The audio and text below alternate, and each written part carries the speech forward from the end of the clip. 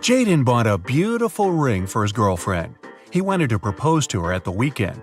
He left the ring on his desk at home and went to work. But when he got back in the evening, he didn't find the ring. Only his 3 sisters were at home that day, and all of them didn't like his girlfriend. He went to question each of them. Mia was in her room. She said she had spent the whole day there painting the walls. Emily was in the kitchen. She answered she'd been cooking a birthday cake for her friend. And the youngest, Nora, was in the garden. She said she had been planting roses. It didn't take Jaden long to figure out who had taken the ring. Do you know who it was?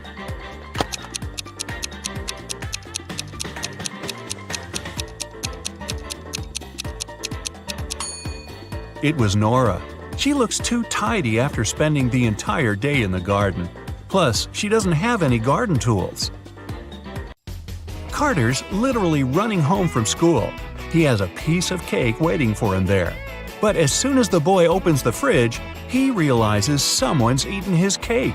It can only be his elder sister Maya. He sees her leaving the bathroom. "How could you? I've been dreaming about this cake for the whole day." "What are you talking about? I came home half an hour ago. I immediately got in the shower and just finished." Carter isn't convinced. His sister's hair is completely dry. Maya is both telling the truth about the shower and lying about not eating the cake. How is it possible?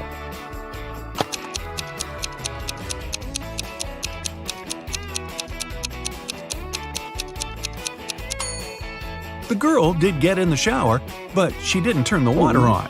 She was just sitting there and eating the cake. Someone stole the money Adam kept in his safe. Oh my God. The police questioned 3 suspects. Julia said she'd gone to bed at 10 p.m. and fallen asleep right away. Parker told the detective he'd been watching TV from 11 p.m. to 2 a.m. And Aiden had said he had been at his friend's playing computer games all night. The police immediately arrested the thief. Who was it?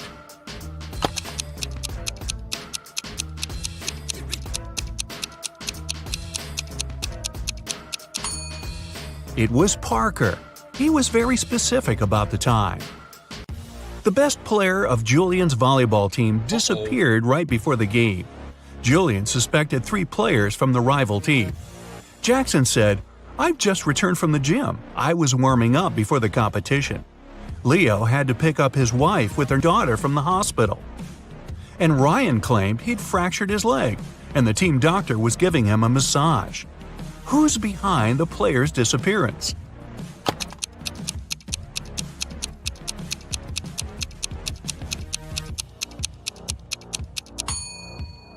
It's Ryan.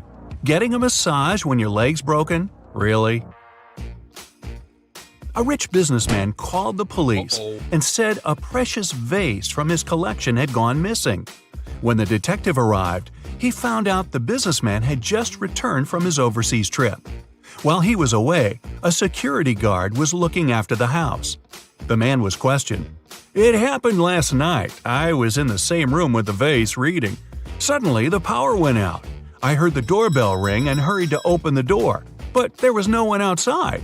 When I came back, the vase was gone."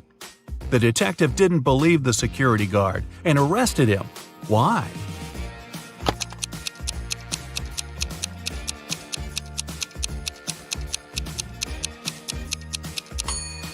The doorbell can't ring if there's no electricity. Caroline went for a walk to the park. Deep in her thoughts, the girl wasn't really looking where she was going. That's why she didn't notice a pit in the ground and fell into it. When she came around, she found herself in a strange room. There were no windows, no door. In the dim light, the girl saw a table with 3 apples on it. And was it a note? "To get out of this trap, you've got to eat an apple. But only one of them isn't poisoned. Pick carefully." Caroline was terrified. But after examining the apples, she bravely bit into one of them, and nothing bad happened. Which apple did she choose?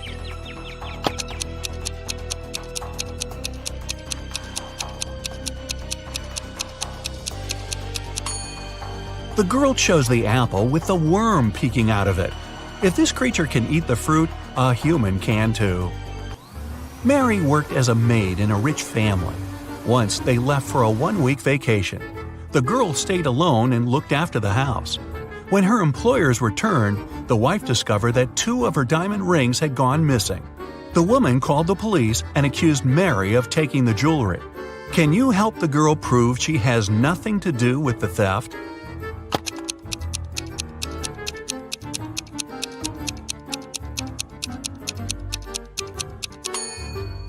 Mary was probably not very attentive while cleaning the house. One of the rings is under the sofa, the other in the bucket. It was the first day of school when the principal's wallet went missing. There were 3 suspects: the gardener, the math teacher, and the coach. Here's what they said. The gardener was mowing the front yard. The math teacher was checking the surprise test he'd given his students. And the coach was meeting new people who wanted to join the school's soccer team. Who took the wallet?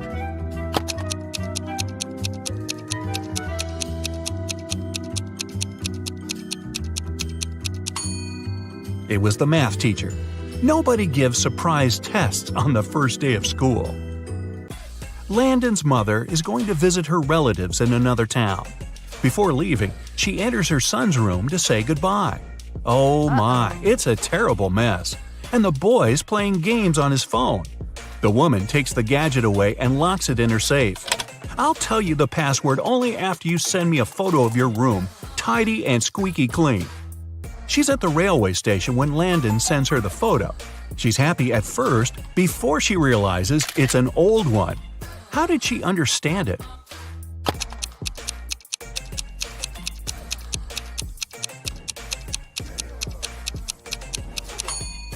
The date on the departure board at the station is December 20th, 2020, but it's July 5th, 2019 on the calendar in Landon's room. Logan is a special agent who's trying to catch a notorious villain.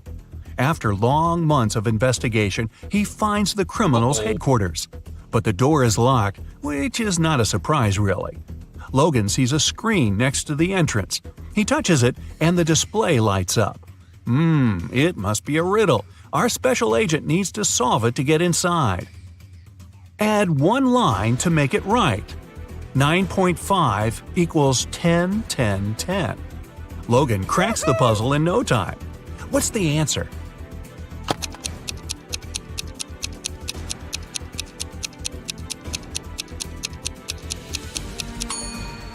"9.5 equals 10 to 10. The door opens and the man steps into a dark corridor. After walking some time, Logan notices a door. A code lock again. That's when the man also spots a calendar hanging on the wall. At the bottom, there are several letters, M, F, W. After connecting the dots, the special agent figures out the code. What is it?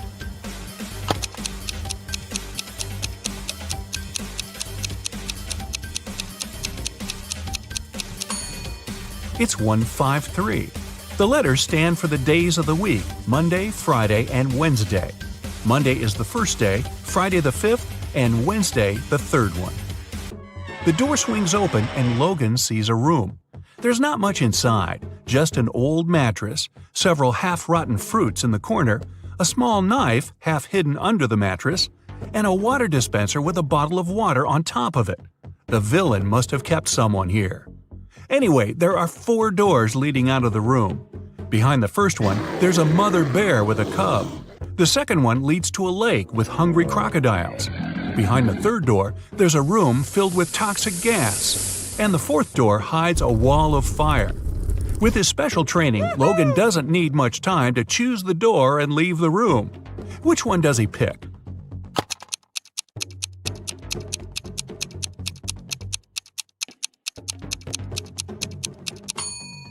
The third one. The agent empties the water bottle. Then he uses the knife to cut it in such a way that his head fits in. His scarf helps to prevent the toxic air from entering the bottle. He runs into a room. In the corner, Logan sees a staircase. It leads to the basement. Down there are 3 men.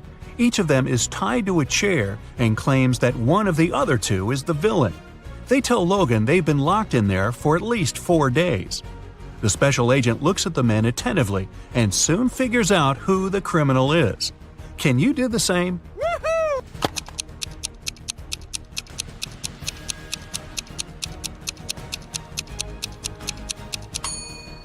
The villain is the man on the left. 4 days have passed, but he has no stubble whatsoever. Case solved. Allison is a big boss in an international company. One day, she's hurrying to an important meeting when she notices the documents she needs haven't been printed out. But she's asked at least 3 of her subordinates to do it. Ian says he's just returned from the supermarket because they've run out of coffee beans. Robert claims he's been terribly busy drafting a new contract. And Alice answers she's been in the kitchen, preparing snacks and making coffee for the meeting. Who's actually forgotten about the task and making up excuses at the last moment?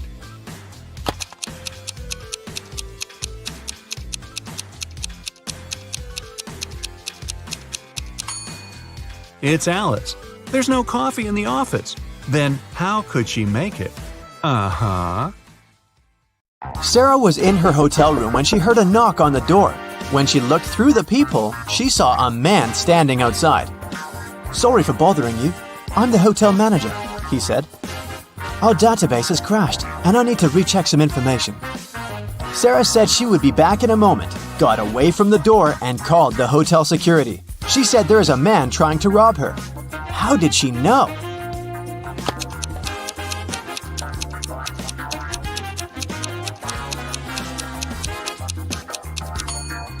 Look at the man's name tag. It's a female name. He's not the real hotel manager. When Anna got to school, she noticed that her friend Joan was very upset. It was just the beginning of the day, but someone had already stolen her backpack. Joan left the classroom to go to the bathroom, and at that moment, someone must have got inside and stolen her things. Anna started her own investigation. Jenna from the robotics lab said she'd been fixing a robot that morning. Kate from the cheerleading squad had just begun her practice, and James said he'd spent 3 hours trying to solve a math problem and was now exhausted. Anna knew right away who had taken the backpack. Can you figure it out?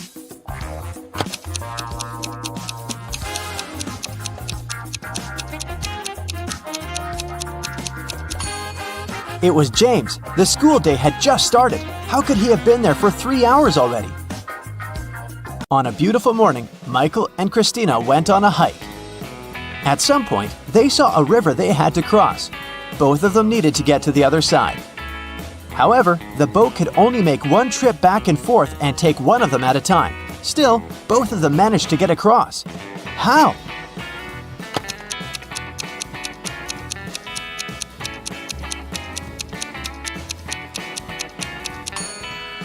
That's easy.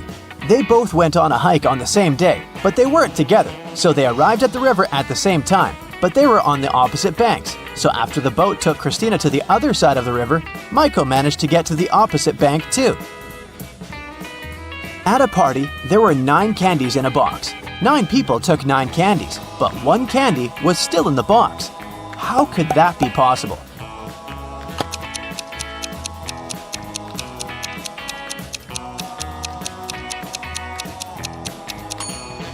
The last person took the candy that was still in the box. When the day after tomorrow becomes yesterday, then today will be as far from Sunday as the day it was today when the day before yesterday was tomorrow. Which day is it?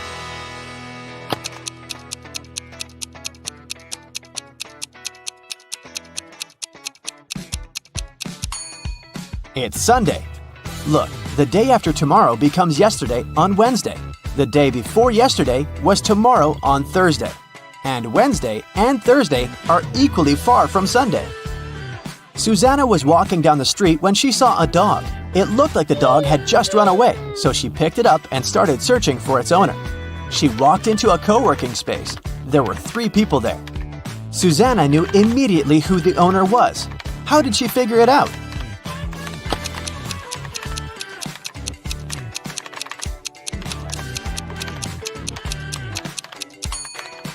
Look at the guy in the middle. He's sitting on top of a dog leash. It was Brian's birthday, and he organized a game for his friends. He placed 2 cards, one yellow and one red, inside a box. The rule said that if a person picked the red card, they would win $7,000, but if they picked the yellow card, they would have to pay $700. Nobody knew that Brian had lied. He'd put 2 yellow cards inside the box instead of one red and one yellow. Brian's friend Sandra watched her friends lose the game one by one. But when it was Sandra's turn, she won $7,000. How?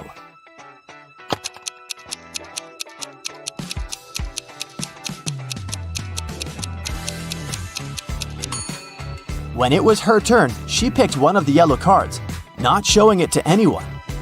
Then, she picked the remaining card, which was also yellow, and showed it to her friends. Brian had to admit that the first card she'd drawn and hidden was red. Otherwise, all his friends would know he was a liar. Way to go, Sandra. Amy has to escape from a high-security room, but to do so, she has to solve a riddle. There are 2 strings in the room, and the only information she has is that each string takes exactly 1 hour to burn. She needs to time exactly 45 minutes with the help of the strings. How can she do it?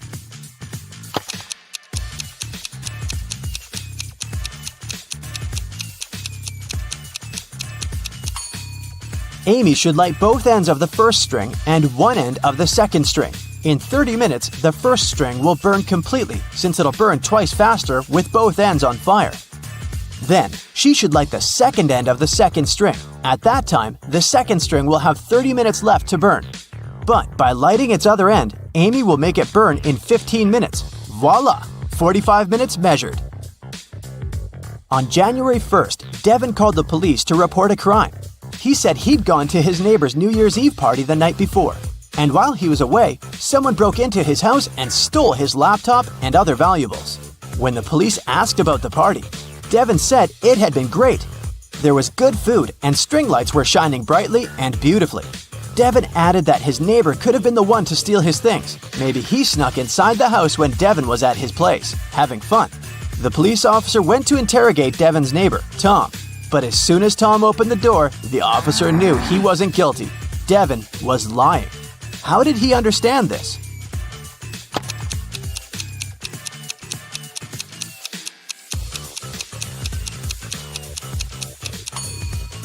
Look at the string lights on the tree. They're missing 3 bulbs. It means they couldn't be working the night before. Devin is lying. Matthew was on an expedition to the South Pole. He had been exploring the area for days when a storm began. Looking for shelter, he managed to find 2 caves. In the first cave, there was a very hungry-looking polar bear. In the second cave, the air was filled with toxic gas. Which cave should he choose?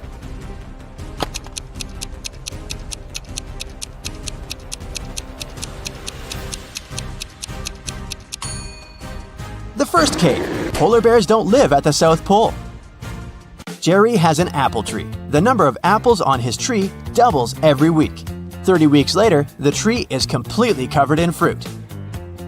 Can you guess how many weeks the tree will need to become covered in oranges?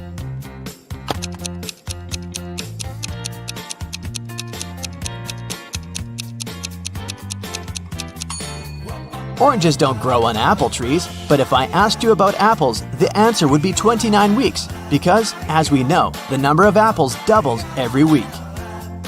Nobody has ever walked this way. What way is it?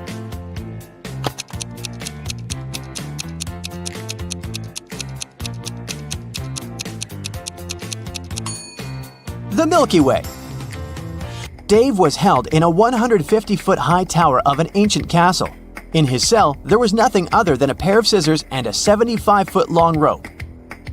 Despite this, when the guards came to check on him the next morning, they saw he had managed to escape. How did he do it?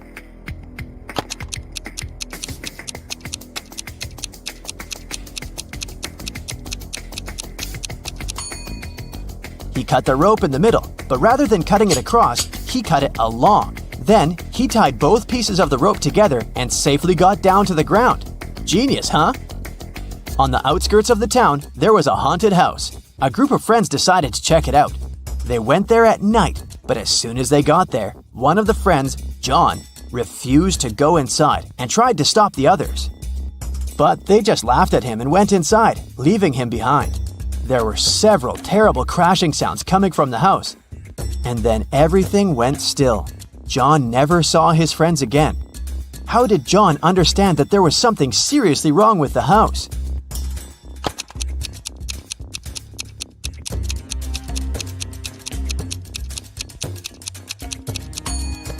John was very attentive. He noticed that there were lots of footprints leading towards the house, but none going away. Rachel was in her office when security called her, saying there was a robber in the building and he was trying to escape. She ran to the elevators to get outside.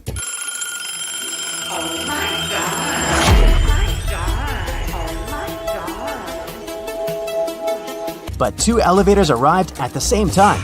In each of them, there was a man that looked suspicious and could be the robber. How can Rachel understand which elevator is safe to take?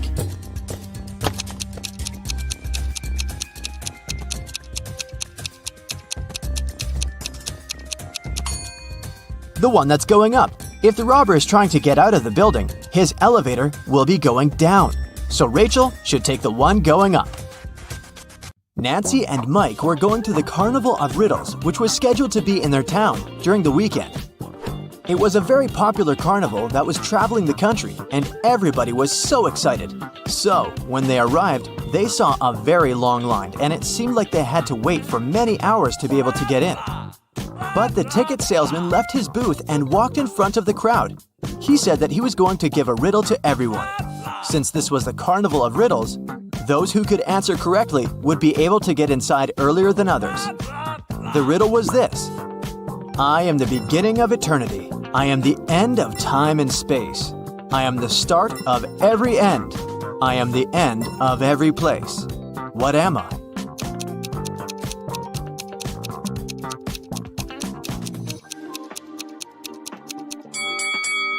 The answer is the letter E.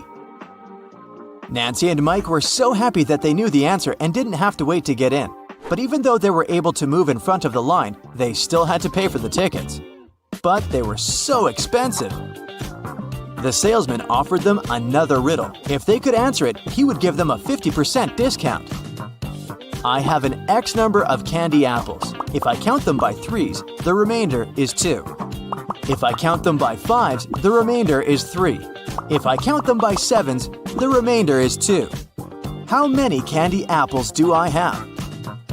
Mike was kind of a genius, so he knew the answer immediately. Do you?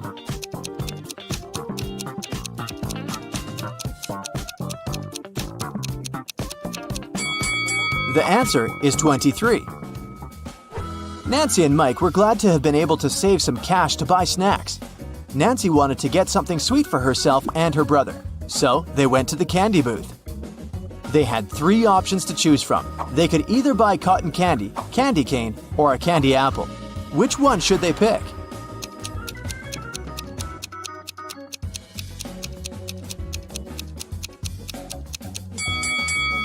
Take a closer look at the cotton candy. There's a teeny tiny spider stuck inside. Yikes! And did you notice that little apple worm inside the candy apple? That's never good. So, they should buy the candy cane. Before leaving the candy booth, Mike wanted to get a gumball too. However, when he inserted his coin into the gumball vending machine, he realized that something was strange. Hey! Do you see it too?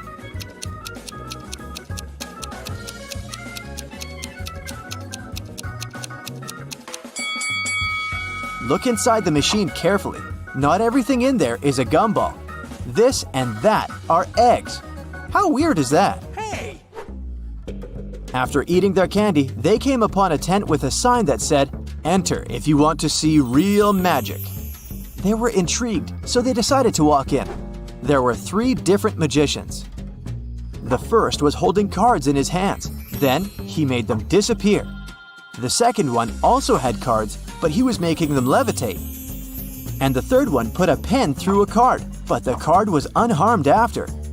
Only one of them was capable of real magic, and the others were just doing tricks. Can you tell who?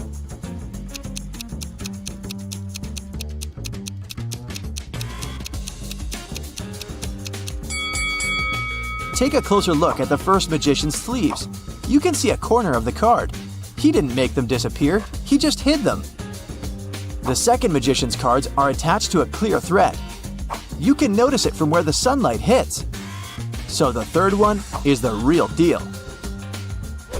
Mike was a fan of all things scary, so he convinced his sister to take the haunted house ride.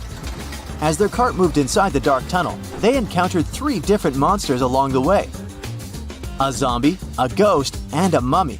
Little did they know that one of them was a real monster. Can you tell which one?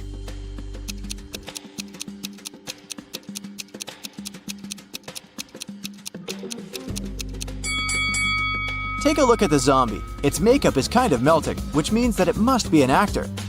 As for the mummy, look at his ankle. His skin slightly shows under all that mummy gauze. So he must be a dressed-up actor as well. That makes the ghost the real monster. So creepy. Nancy didn't enjoy the haunted house ride. She wanted her next ride to be something relaxing, so she chose the carousel. Mike decided to skip this one to explore the carnival more. They agreed to meet later. When Nancy arrived at the carousel, she saw that all the horse seats were taken, except 3. But only one of them looked safe to sit on. Which one is that?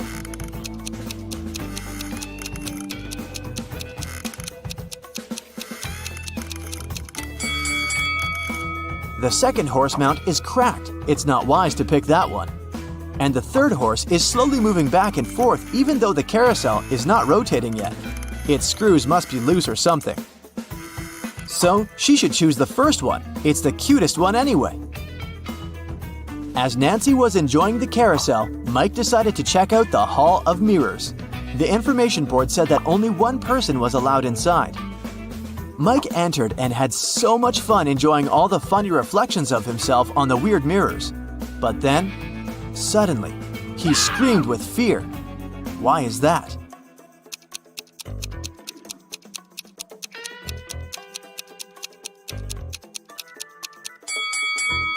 Take a closer look at the mirror reflections. One of them doesn't belong to Mike, so he is apparently not the only one inside, even though the sign said he would be. Mike was so scared of the unexpected reflection. He ran out of the Hall of Mirrors immediately, but as he did, he tripped on a stone and twisted his ankle. So he decided to visit the first aid tent to get some ice. When he walked in, he saw that the nurse was in panic and in no condition to help him out because there were 3 pregnant women sitting in front of her, all claiming they were going to give birth now. However, Mike noticed that one of them was lying and faking her pregnancy. Can you tell who?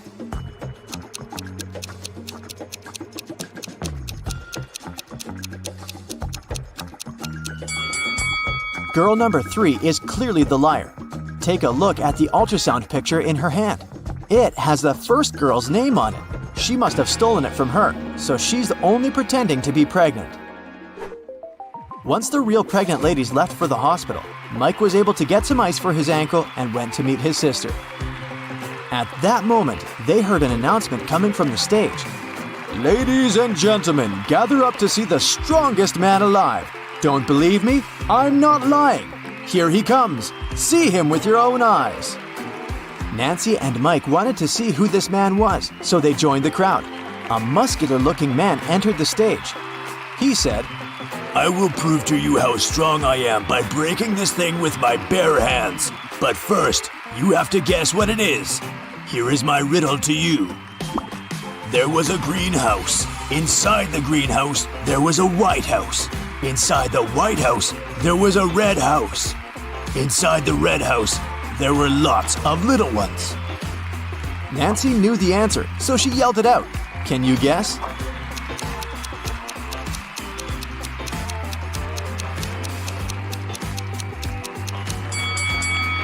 It's a watermelon, and the strongman was able to break it with his bare hands indeed. So cool! Nancy and Mike were tired, so they decided to call it a day and go home. But before that, they wanted to get a souvenir from the carnival. They picked a beautiful fridge magnet. When they paid for it, the gift shop salesman put 3 cups upside down on the table and placed their money under one of them. He said he would give their money back and the magnet for free if they could guess which cup had their money after he performed his trick. Watch carefully. Nancy knew where the money was immediately. How about you?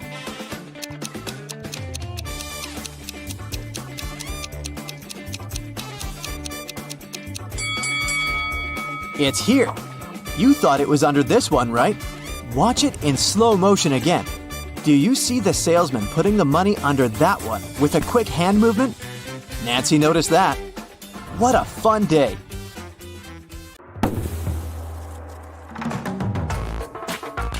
During a visit to an antique store, Rachel found a peculiar piece of gold. It turned out that the man who brought it to the shop mentioned it had once belonged to a pirate named Captain Benedict Jameson. He said he had hidden the rest of his treasures on an island. The map was hidden inside a cave that was located on a beach on the same island, but no one has managed to find the treasure yet. Rachel was intrigued, so she called her friend Jeremy and convinced him to set sail there to search for this treasure.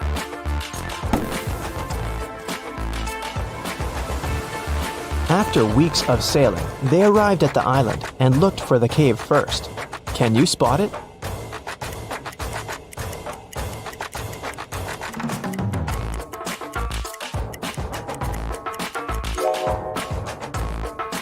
Here it is.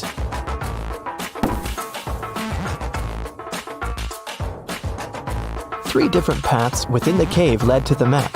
Which one should they choose?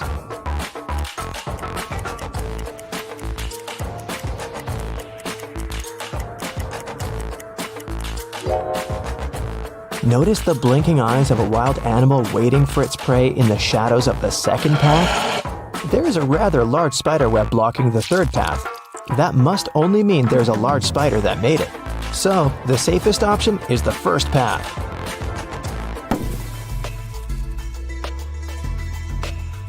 They arrived at the end of the cave and found 3 wooden boxes. Each had a different map on it. Only one map will lead them to the treasure. Which map should they choose?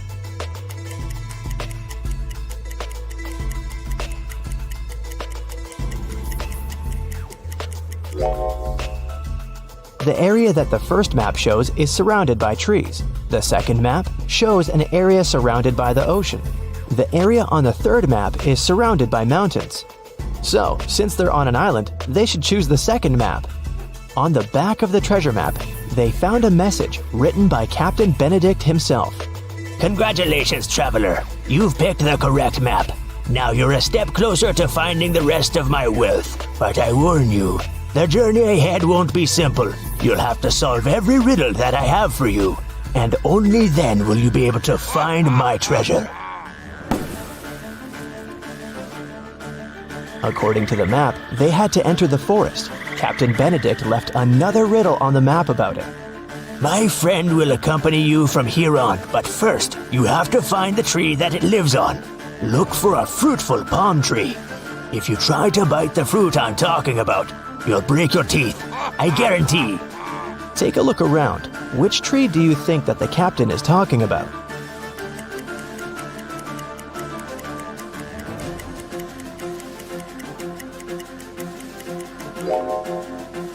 Some of these trees don't have any fruit at all, so none of them can be the tree the captain mentioned.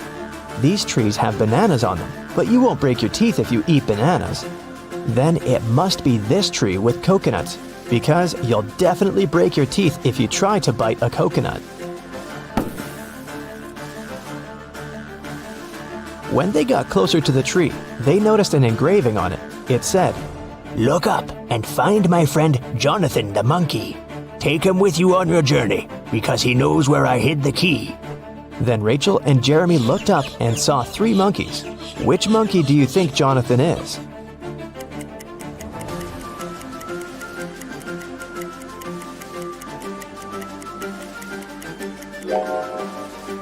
Notice that the third monkey is holding the same piece of gold as the one Rachel found at the antique store. This guy must have access to the treasure, so he must be Jonathan. Rachel and Jeremy tried taking Jonathan with them, but he refused to even move. How do you think they can convince Jonathan to come with them?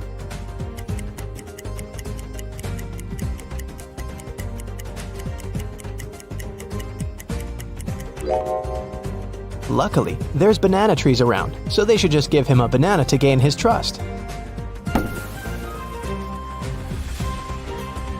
Jeremy wanted to climb one of the banana trees to pick a banana, but they were all very tall, and it seemed impossible to climb any of them.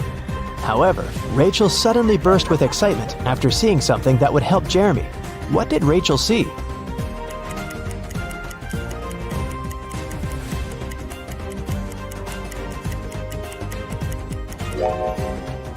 Take a closer look at the trees. One of them has an old rope ladder attached to it. Jeremy can climb up there to get a banana. After Jeremy had picked a banana, Jonathan the monkey got down from the tree to get it. While he was eating his banana, Rachel and Jeremy felt hungry and decided to take a break to eat something too. However, when they reached for the food in their bags, everything was gone. Can you guess what happened?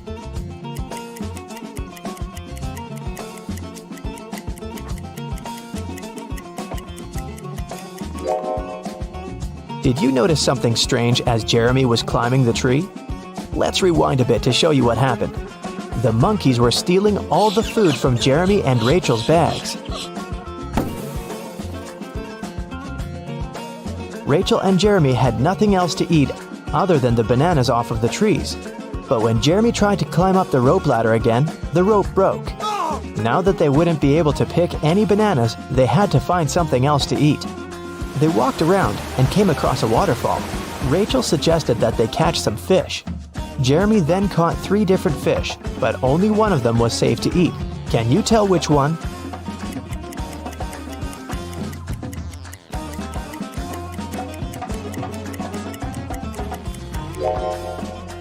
They should eat the first fish because the second fish has spikes on it, so it's not suitable to eat. The third fish isn't real. It's electronic. It has small cameras instead of eyes. They fell asleep after eating, trying to figure out where the electronic fish came from. The next morning, when Jeremy woke up, he realized that Rachel was gone. Then they heard a man's voice.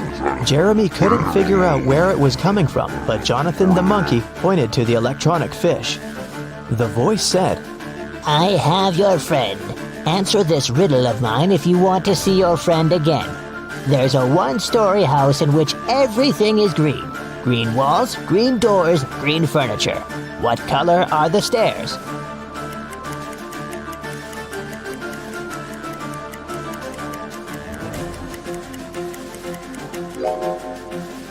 Since it's only a one-story house, there aren't any stairs in it. Suddenly, the waterfall stopped flowing, and the cave appeared behind it. The voice said, "Enter." Inside, an evil scientist was waiting for Jeremy. He said that he was going to give him a chance to save his friend. He took Jeremy to a water tank with 3 different creatures in it. The scientist said, "One of these creatures is Rachel, but the other 2 are not human at all. I will free your friend if you can guess correctly which one she is."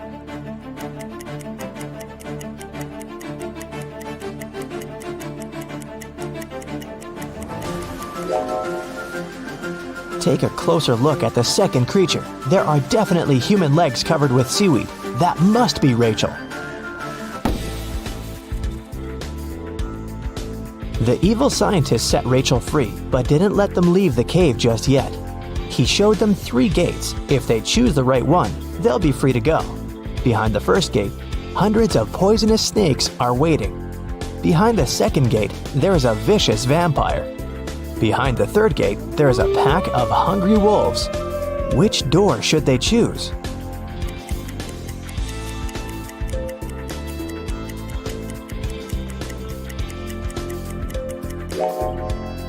They should choose the second door. It's morning outside, the sun is shining bright, and vampires can't survive the sun. After Rachel, Jeremy, and Jonathan got free, they got back on the trail following the map and arrived at the side of a cliff. There were 3 different bridges in front of them from which they could walk across to the other side. Which bridge should they choose?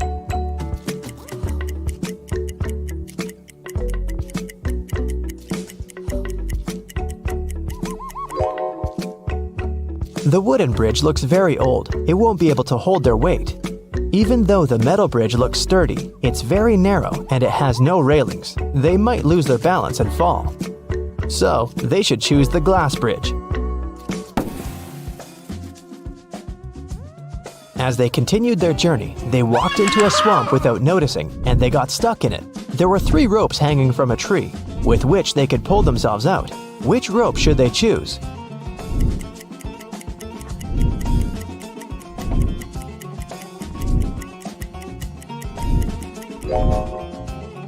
The first and the third rope are no ropes at all. One of them is a snake and the other is a tiger's tail, so they should choose the second rope. After they saved themselves from the swamp, they were finally able to make it to the last destination that was marked on the map. There was a trap door in the ground. They had to go through it, but it was locked with a 5-letter combination padlock.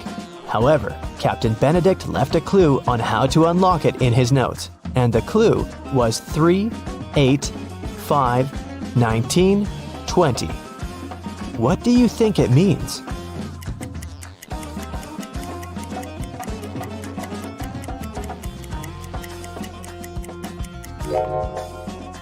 Each number represents its respective letter in the alphabet.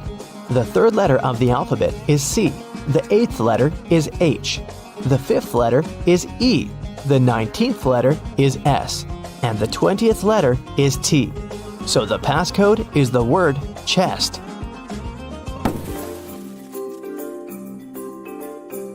Once they opened the door, they saw a staircase leading to an underground room. When they entered it, they found 3 different chests. Only one of them holds the treasure. Which one is it?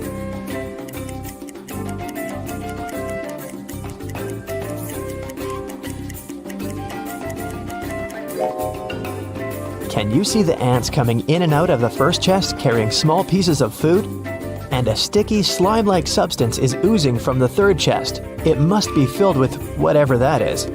But there is a golden reflection coming from the 2nd chest. That can only mean the gold is in there.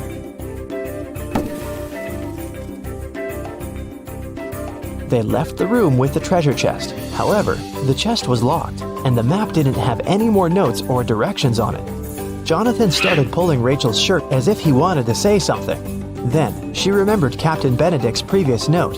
My friend Jonathan the monkey knows where I hid the key. So she and Jeremy started following Jonathan. They arrived at a beautiful garden with 3 statues. Each statue was holding a key, and only one of them would open the treasure chest. Which one should they choose?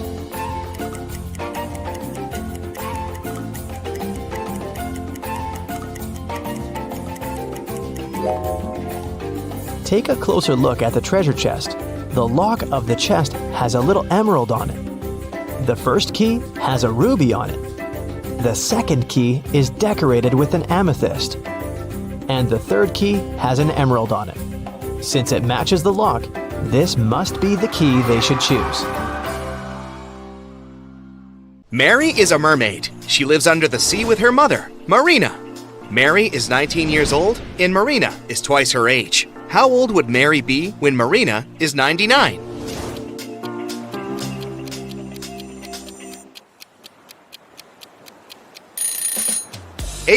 Because Mary is 19 years younger than Marina. Mary is hanging out at her favorite spot in the ocean. Both of the following facts are true. If all the goldfish sit on all the seashells, 1 fish per shell, 1 goldfish will stay without a shell. And if every 2 goldfish decide to share a seashell, 1 shell will be left without a goldfish. Can you count the correct number of seashells and goldfish?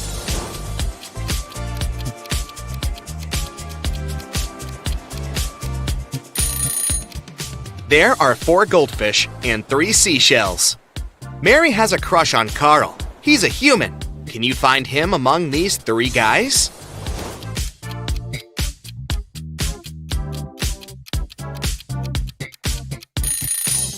The first guy has a mermaid tattoo on his arm, but it doesn't prove anything. The second guy is wearing a seashell necklace, but maybe he just loves jewelry. But the third guy is definitely Carl. His face and name are printed on this diving coach poster. Mary goes to a sea witch and asks her to turn her into a human. The witch says, "Okay, but first I gotta check if you deserve my gift. Solve my riddle. When you have 10, you have 10. When you have 3, you have 3. And when you have 1, you have none. What is it that you have? Can you help Mary out?"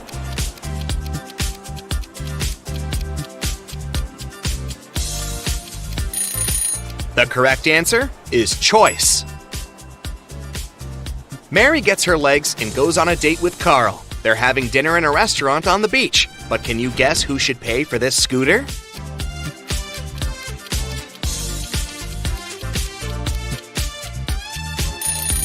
Mary. Only her footprints lead to the scooter. Therefore, she arrived at this vehicle, and Carl walked from the other side. Carl and Mary keep on walking on the shore and see these 4 guys playing in the sand. Suddenly, Carl freaks out and runs away. Why?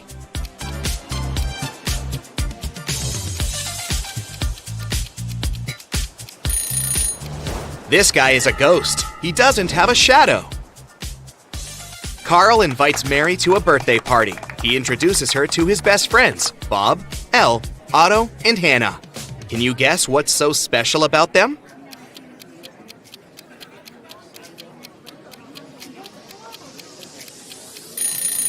They all have palindrome names. The next day, Mary goes to a job interview. She arrives at an office building with a metal door. It's locked, but there's a note next to the combination lock. It only has 4 words: starfish, pearl, fire, and turtle. Can you help Mary crack this code?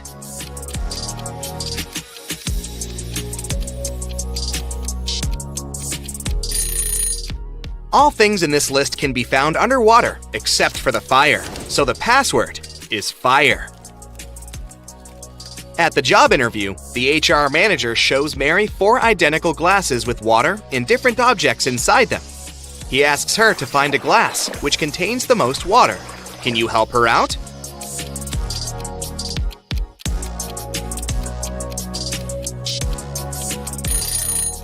It seems like the water level is even in all the glasses, but what happens if we remove the objects? The glass that contains the smallest object will have the most water. So Mary should choose the second glass. Mary gets a job as a waitress in a restaurant. On her first day, one client runs away without paying the check. The manager says, "No worries, I know him." He has 4 sisters, and he's probably hiding in one of their houses. The manager is not a policeman, so he can't just break into their houses. That's why he looks through his sister's fresh Instagram posts. Can you spot who's hiding the thief?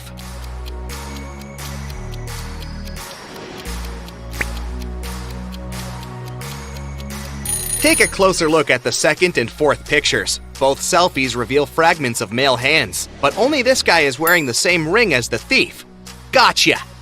The next day, a group of 6 friends celebrates their birthday in a restaurant. All except Kyle and Kitty order cherry punch. They drink it and 5 minutes later get sick. Mary calls doctors and they conclude that someone had poisoned the punch. She suspects Kyle and Kitty, so she asks them just one question. Why did you order other drinks? Kitty replies, I ordered tea because I'm allergic to strawberries. Even one small bite gives me a red rash.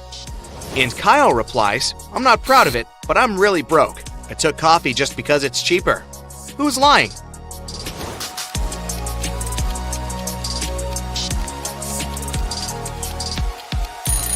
Kitty. She said that she was allergic to strawberries, but the guests drank cherry punch. Carl invites Mary on a romantic weekend in the country. They stay in a fancy hotel and go for a walk.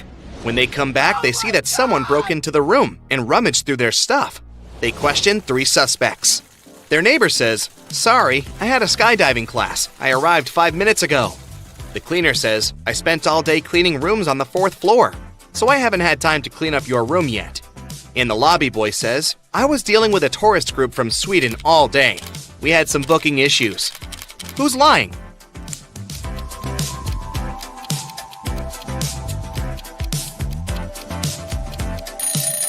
The cleaner. This hotel is a 3-story. Carl and Mary go on a boat trip and face a huge storm.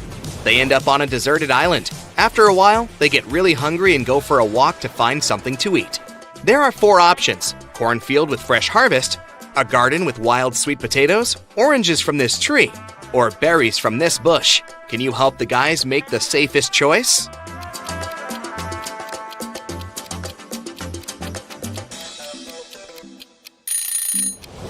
The boogeyman in the cornfield is moving, and it looks pretty unfriendly. There are sharp thorns on these berry bushes. Creepy spiders are hiding in this orange tree, so they better choose sweet potatoes. Mary and Carl keep on walking and find a tunnel. Unfortunately, they get trapped inside. There are 3 possible exits. A family of mountain lions is hiding behind the first door. The second door leads to a room constructed from magnifying glass.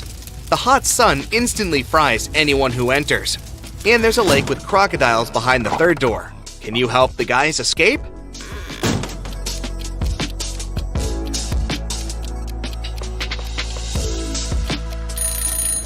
They should wait until nighttime and go through the second door. Mary and Carl find 2 identical basketballs in the field. They have the same diameter and weight, but one of them is solid and the other one is hollow. How can they identify the solid ball without picking it up or bouncing it?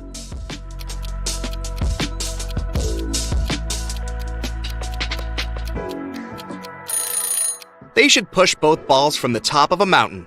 The one that reaches the bottom faster is the solid ball because it needs less mechanical energy to rotate.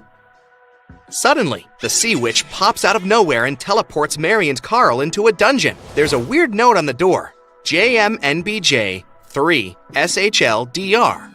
They need to crack this code to escape. Can you help them?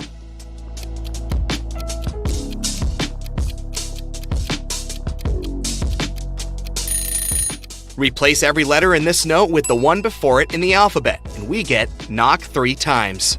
They knock 3 times and the door opens. The guys enter a spacious hallway with 3 tunnels leading outside. Hungry leopards are waiting in the first tunnel. In the second tunnel, there's a tank with piranhas. Nobody can cross it and stay alive. And there's a giant fire-breathing pterosaur behind the third door. Which route is more or less safe?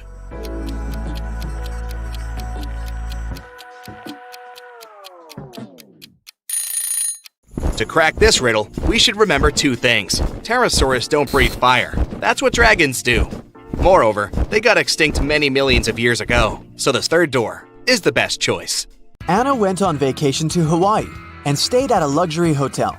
The hotel manager told her that they had only 3 empty rooms left. Anna could choose the room she liked best. Can you help her make a wise choice?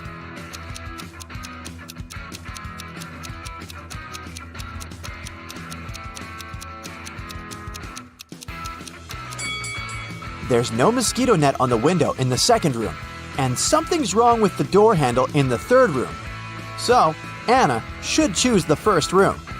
Anna went to the hotel swimming pool. She spotted 3 odd details in the area right away. Can you see them too?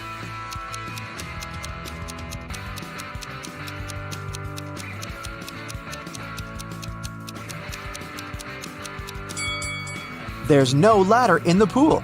There are 2 suns in the sky, and this guy is sunbathing in a winter coat. After lunch, Anna decided to go on a boat trip. At the pier, she met 3 sailors. Bob offered her a 3-hour sailing and fishing trip for $10 only. Kyle offered Anna a personal diving class for $200. And Daniela offered to have a boat trip around the coastal cliffs for free. But only one of these offers is actually a good deal. Can you guess which one?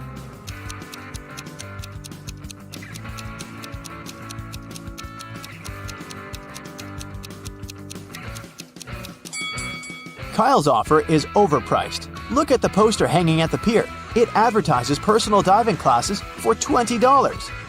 And Daniela's offer isn't safe. Her boat has a broken bottom. That's why Anna should accept Bob's offer. Anna woke up on a deserted island in the middle of a hot day. The sun was shining very bright, so she needed to find a water source as soon as possible. There's the sea nearby, but she can't drink salty water. She found an abandoned cabin that contained some really handy items. 2 empty paint cans, 1 large and 1 small, a roll of aluminum foil, 1 baseball, an old pair of sneakers, and some other useful things. Which one of these additional items can Anna use to combine with the previous items to obtain drinking water? A book, a handful of tiny pebbles, or a plastic bag?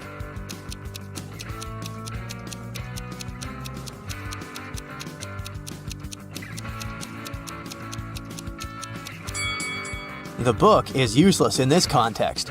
The pebbles can be found all over the shore. As for the plastic bag, Anna can fill 1/2 of the larger paint can with seawater. Then, put the smaller can inside of it. Next, she should use the laces from the sneakers to pull the plastic bag tight over the large can. And finally, place the baseball on top of the plastic bag directly above the smaller can to make a small indentation. Then, just leave this construction in the sun. Drinking water will evaporate and condense on the plastic bag. The indentation will push the water into the smaller paint can. Anna decided to explore the island. Soon, she found a tunnel and got lost inside it. At the bottom of the tunnel, Anna saw 3 pits leading to freedom. But, unfortunately, every pit is hiding some danger. A huge squid is hiding in the first pit. There's a hungry hyena in the second pit. And there's a poisonous porcupine hiding on the third path. Can you help Anna choose the safest way to escape?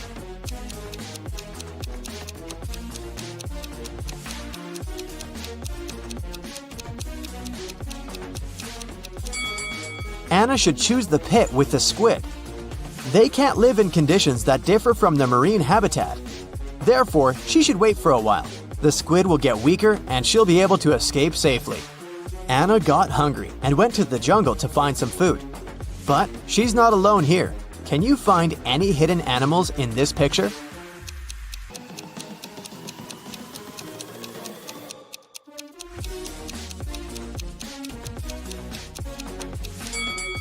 There are 6 animals in the jungle.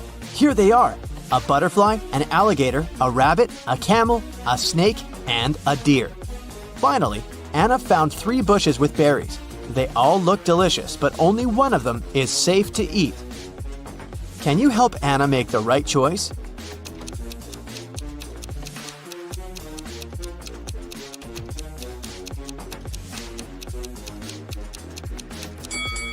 She should take a look at the monkeys. They stay away from the first bush because it's a mutant plant. See? It has teeth and emanates toxic gases. Meanwhile, the monkeys enjoy berries from the second and third bushes. But a cobra is hiding under the third bush. So, the second bush is the safest choice. Anna got sunburned during her walk. Which item from the cabin can she use to cool down? Aluminum foil? Fresh water from the paint can? Or the sponge with some seawater?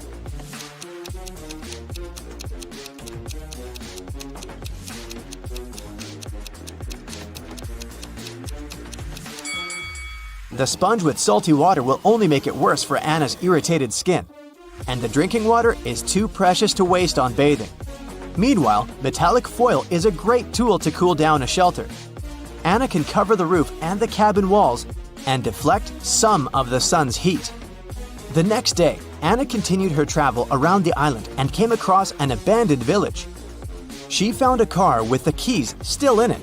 The car was parked outside the local library, but before Anna could do something about it, a nearby volcano erupted. She didn't see any signs of glowing red lava, but a huge cloud of black smoke was moving towards her. It'll reach the place where Anna's standing in a minute. What should she do? 1. Head down to the library's basement, which is filled with vampire bats. 2. Take the stairs to the library's roof and hide there. Or, take the car and try to ride away.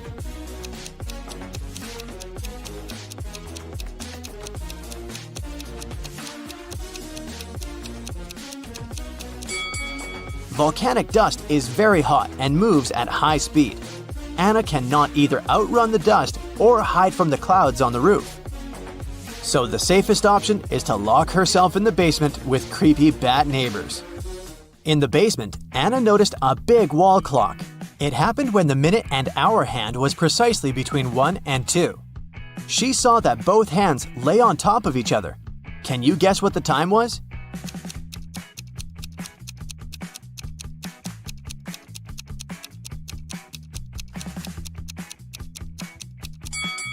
"12 o'clock. Both minute and hour hands lay exactly between the number 1 and 2 in the middle of the number 12. Anna looked around and found a secret passage in the basement. She entered the passage and fell into a subterranean river, which carried her away to a large waterfall, and then to a much bigger river surrounded by rocky cave walls. She tried to swim away, but the force of the waterfall had created a reverse current, pulling her backwards with an intense force. Anna needs to act fast. What would you suggest? Swim onward through the crashing water, swim to the side and try to climb the walls, or dive as deep as possible and then swim out of the waterfall's pull.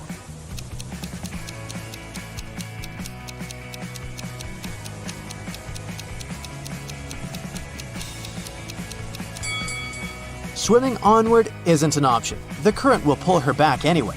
The chances of directly overcoming the forces of the water are 0. But if Anna goes downward as deep as possible where the water current is not so strong, she still has a good chance to escape. As soon as Anna got outside, she met a wicked witch. She offered Anna a deal. You need to run one of these 3 tunnels colored red, blue, and yellow. 2 of them lead to a black hole, while another leads to your hotel room. Listen to my clues very carefully. Choose the reed and you won't disappear. It's a lie to say that blue isn't dissimilar. The yellow doesn't have less in common with the red than the blue. Can you help Anna make the right choice?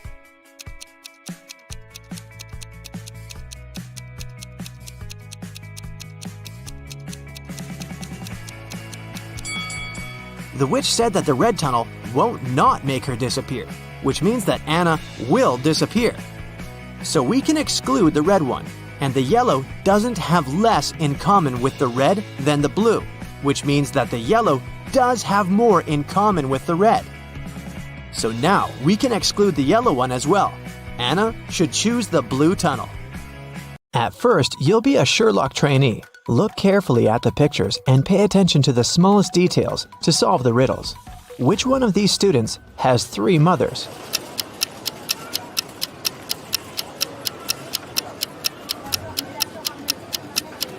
It must be this guy right here, the one with the 3 sandwiches. The guy with 3 glasses got them from the cafeteria. He must be very thirsty, but it's not a sign of 3 mothers. But this one definitely brought sandwiches from home, so I bet it's him. Let me know if you disagree. Let's move on. One of the girls has a pet at home. Can you guess which one?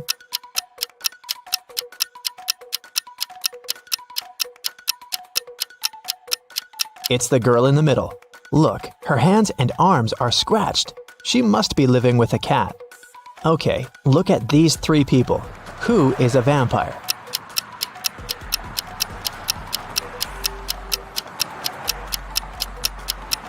It's this guy. See, he doesn't cast a shadow. Something's wrong. Chastity was at a party and met 3 guys. All of them claimed to be pilots, but one of them lied. Can you guess who's not a pilot?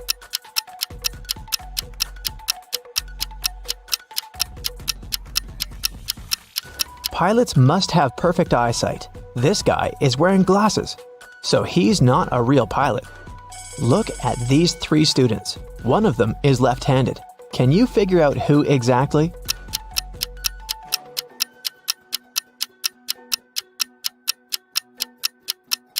It must be this girl. The outer side of her left hand has some ink stains. It happens when she writes. Since we write from left to right, her arm covers everything she's just written. 3 best friends met for a coffee in the evening. Can you tell which one of them has a pet?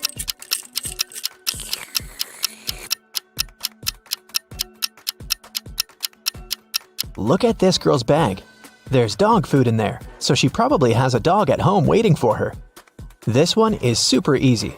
3 sisters came to visit their parents. One of them got engaged while she was away. Can you tell which one?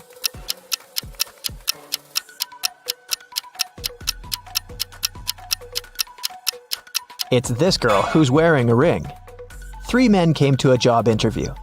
The company didn't want to hire fathers because they needed full commitment for the first year. All men said they were single and had no families, but one of them lied and actually had a daughter. Which one?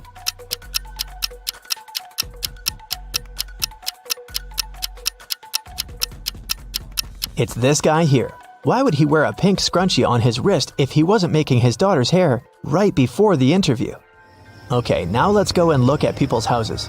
Here are the bathrooms of Daryl and Tiberius. Which one of them has a girlfriend?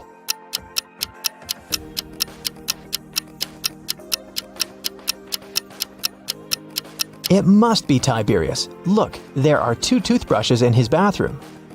Nevaeh and Nicolene are students. Both of them live in a one-room apartment with their friends to split the rent. Their mothers once came to visit. Take a look at Nevaeh and Nicolene's bedrooms. Can you tell which one of them is dating her roommate?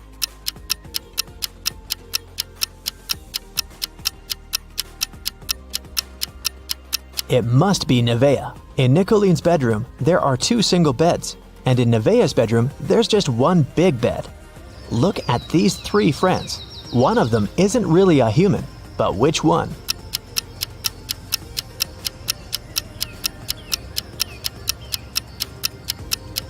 Look, this guy right here has only 4 fingers.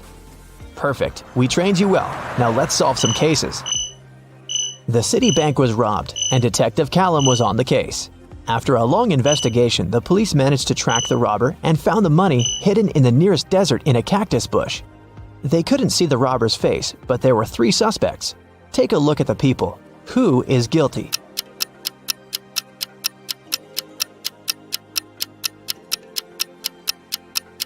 It's this man. Look, he has many scars on his arms and hands. He must have gotten them when he was digging the money in the cactus bush. A group of friends asked Billiam if he wanted to join them on a hike that weekend. He said that he couldn't because he had broken his arm. The next day in school, Billiam, indeed, appeared with a broken arm. So he stayed at home and his friends went hiking. On Monday, the friends met in school again. Billiam said that he had just stayed home watching TV. His friends told him about the hike and asked why he had lied about the broken arm. Why did they decide that his arm wasn't really broken?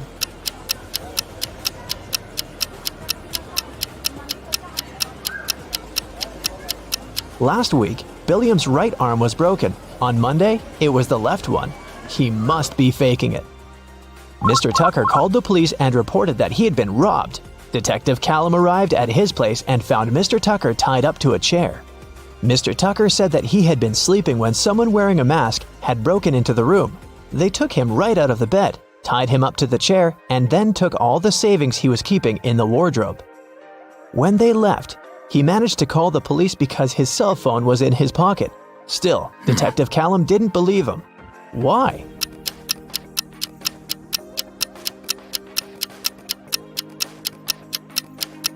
Mr. Tucker said that he had been taken right out of bed, but the bed was perfectly made. I doubt that a robber would care enough to make Mr. Tucker's bed on their way out. Detective Callum was spending the winter holidays at a ski resort with his friends. In the morning, they were going to go skiing on the fresh snow that had fallen at night when a local police officer called him and asked him to come to a hotel nearby to solve a case. So, Detective Callum had to go. Someone robbed the cashier's desk and there were 3 suspects. Questley said that she was in her room all night sleeping. Egbert said that he was out partying in a different hotel and had just come back around an hour ago. Fenton said that he had been binge-watching a show all night but hadn't stolen anything. Who is guilty?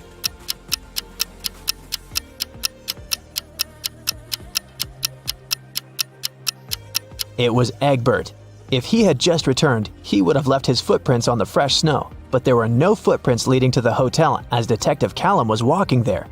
And the name Egbert will make anyone suspicious. There was a car accident in the suburbs, and police arrived to investigate the case.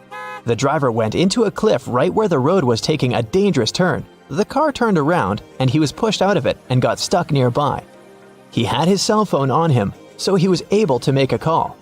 A police officer helped the driver out and asked him to show what was in the trunk. The driver gladly opened it with his keys. In the trunk, there was his suitcase, some instruments, and a spare tire. The police officer said that the accident had been staged. Why?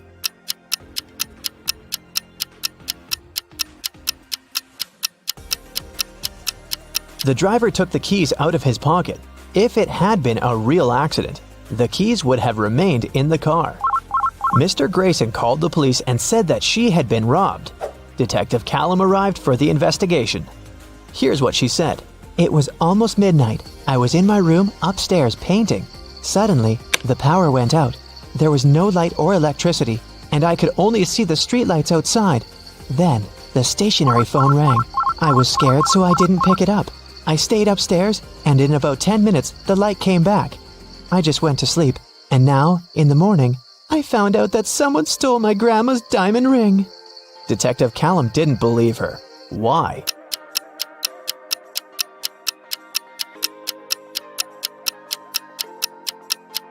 If the lights and the electricity were out, how would a stationary telephone ring? This lady is making things up. Gavin drove to get some groceries and parked his car in front of the store. Of course, he forgot where he had parked and couldn't find his car.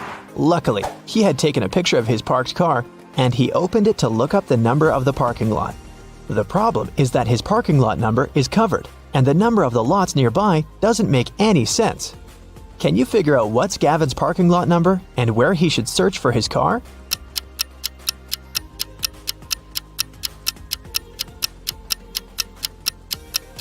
The numbers are just turned upside down in the photo.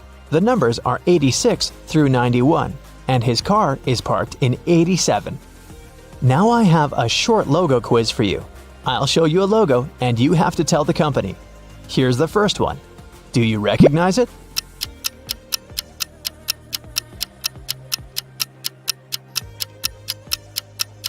It's Honda, a Japanese car brand.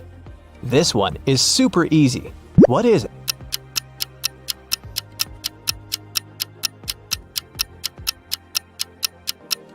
This is Pepsi, of course.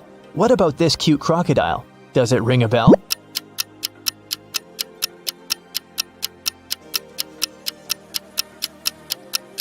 This is Lacoste, a French clothing brand. Another easy one. I bet you have it on your phone.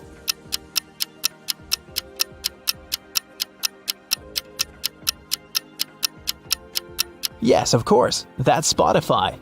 What about this one?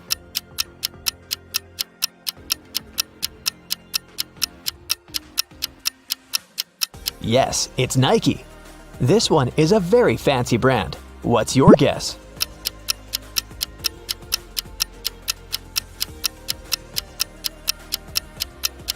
That's Louis Vuitton.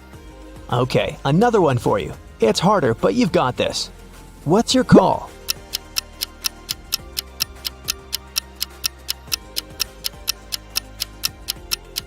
This is Reebok, an American footwear company. Do you recognize this bull?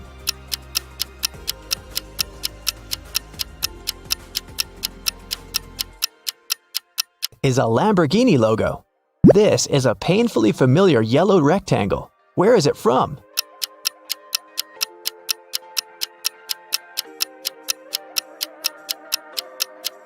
That's the National Geographic logo. Portia and Vinette live in a country where postal services are super unreliable. Everything sent by post is stolen from the package. How can Portia send his wife, Vinette, a diamond ring if both of them can buy locks, but don't have keys from each other's locks?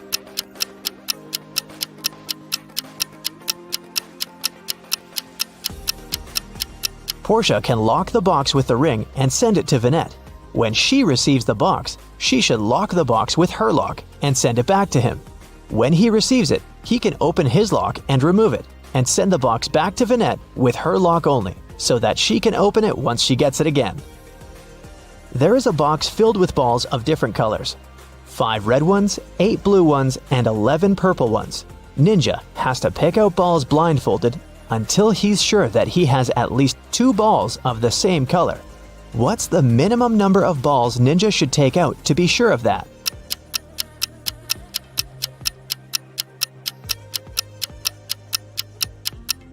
Worst case scenario, he'll be picking out the balls of a different color every time. There are 3 colors, so if he picks out 3, they might all be different. But if he picks out 4, then the additional one for sure will match one of the existing colors. So, Ninja should pick 4. Hey, how about some tricky riddles that will put your brain to work? Ready? How fast can you solve this one? Grace has 7 sons and each of them has a sister. How many children does Grace have in total?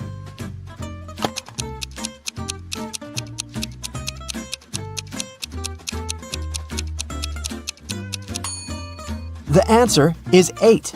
I bet all the sons have the same sister, so 7 sons plus 1 sister equals 8 children. Stephen's family was away this weekend, but he was found unconscious outside his mansion. Investigators had 3 main suspects. All of them were in the house when it happened. The first person was Maya, but she claimed to be innocent. "I was cleaning the house in the morning and I took a nap in the afternoon," she told the investigators.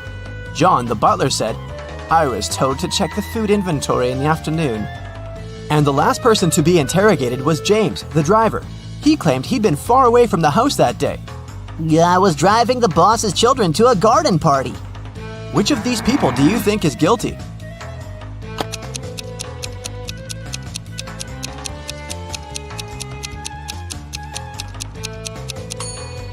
It was James. All family members were away that weekend, so his alibi can't be true. What English word has the same pronunciation even after you take away 2 of its 3 letters?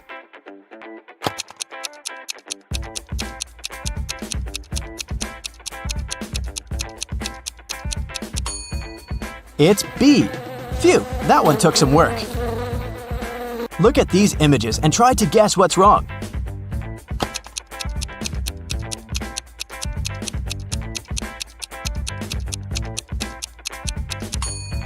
Duh! In the last picture, the woman is trying to eat soup with a fork. Like that would work. On a lazy Sunday afternoon, 7 friends decided to go to the mall. Esme, Evelyn, and Elise grabbed a cup of coffee each, while Ava, Ella, and Emma decided to drink some refreshing soda. Using this logic, can you figure out if Esther chose to drink coffee or soda?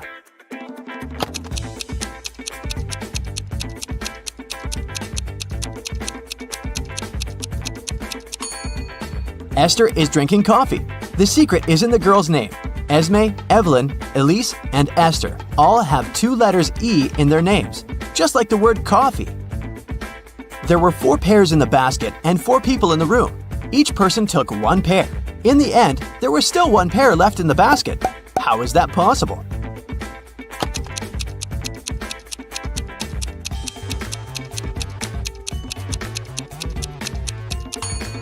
The last person took a pair that was still lying in the basket. Mary's birthday was coming up, and she decided to treat herself to a relaxing day at the spa. During a massage, Mary dozed off. When she woke up, the money she had in her purse was missing. Oh no! Mary had 3 suspects. The cashier, Erica, claimed, "I was having lunch in the back." Catherine, the masseuse, said, "I went to the back of the store to get some extra oil." The last person was Monica. She was another customer. She said she hadn't seen anything and had just been waiting for her appointment. Can you tell which one is the culprit?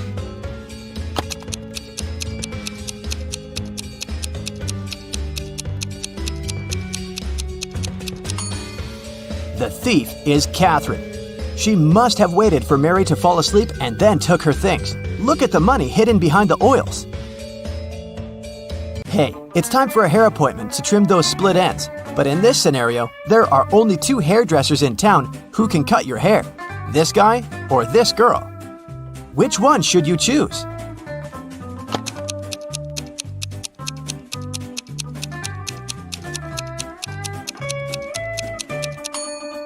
The girl, of course. If there are only 2 hairdressers in town, that means they cut each other's hair.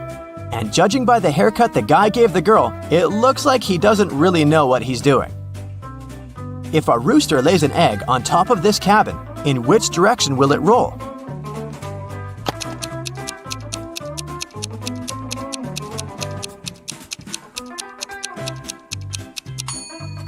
Aha! Roosters don't lay eggs, so it wouldn't roll anywhere.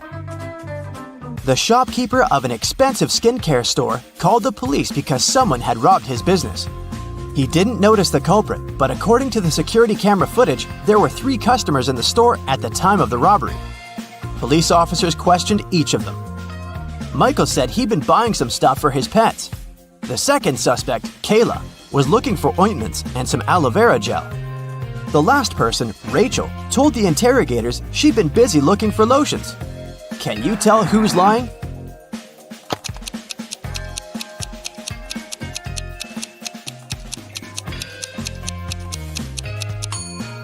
Michael is the culprit. The skincare store doesn't sell pet products. Duh. Peter is a rich man who owns a lot of expensive jewelry. One day, he woke up and noticed that all of it had been stolen. Uh-oh. He called a private detective to solve this case. Peter's wife Carla was the first one to be interrogated. "I was showering at the time," she said nervously. Bianca, the housekeeper who had been working for the family for years, was not in the house. She said, "I was cleaning the garage." The last suspect was Barb, the house chef. "I was making lunch for the family," she told the detective. Can you tell who stole the jewelry?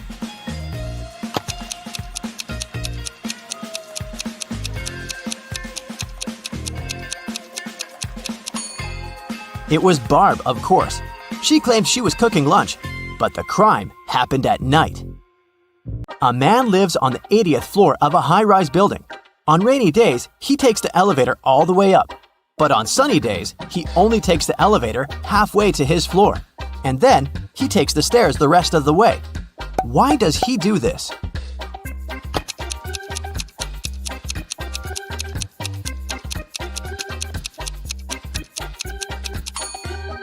Well, my friends, it so happens that the man is short. Normally, he can only reach the 40th floor button.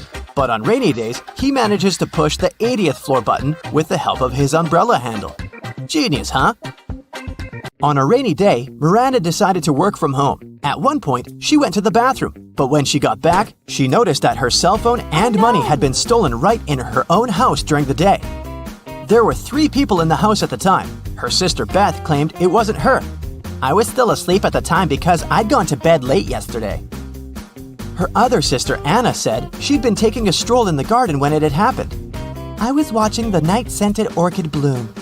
And lastly, there was Josh, Miranda's boyfriend. "I've just got home for lunch," he said. What do you think? Which of these 3 suspects stole Miranda's money and cell phone?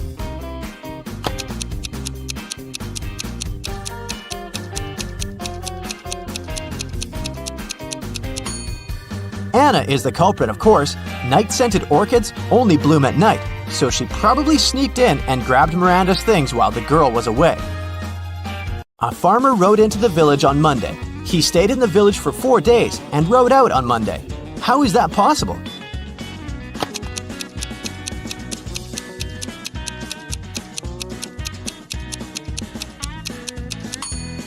The farmer's horse is named Monday.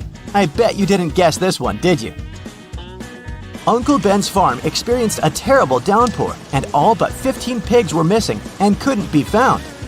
How many pigs are still in the barn?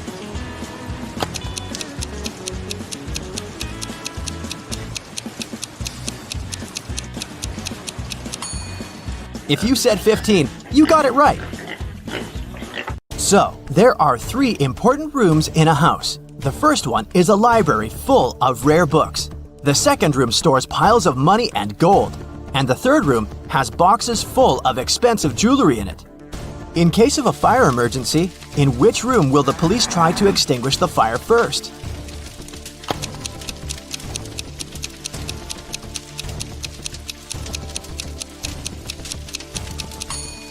The correct answer is none. Police officers don't fight fire. That's the job of firefighters. Virginia accidentally sent an email to her boyfriend instead of her best friend. She didn't want her partner to see it, so she took his laptop while he was sleeping and tried to delete the message. The laptop required a password to unlock. Luckily, there was a post-it with a hint. History, 3. Music, 5. Book, 2, 3, 1. Yellow, 1. What's the passcode?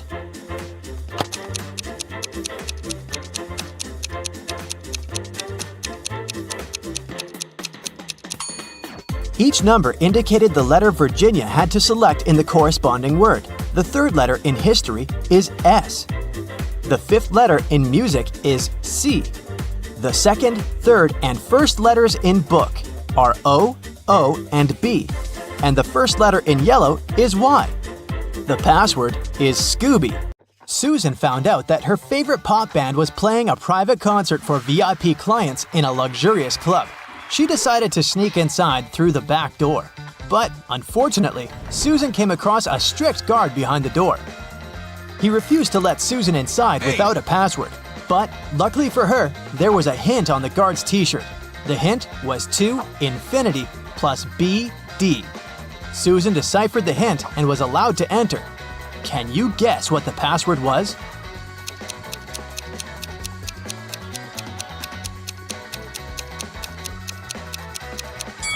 It was to infinity and beyond. After the concert, Susan met up with her friend Bobby. Bobby was an expert in ghost activity. He invited Susan to go ghost hunting to a creepy old hotel. Of course, Bobby had state-of-the-art equipment.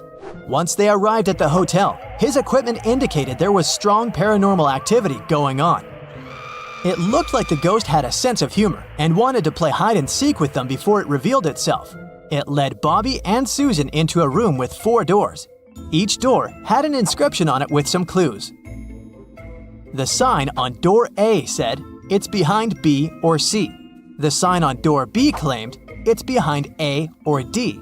Door C said, "It's in here." And door D stated, "The ghost isn't here." Bobby and Susan looked very confused until a note appeared next to their feet. It said, 3 of the inscriptions are false and 1 is true. Can you guess which door leads to the ghost?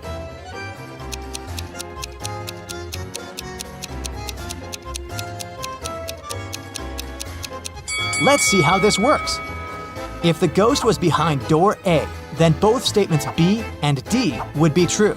If it was behind door B, then both A and D would be true.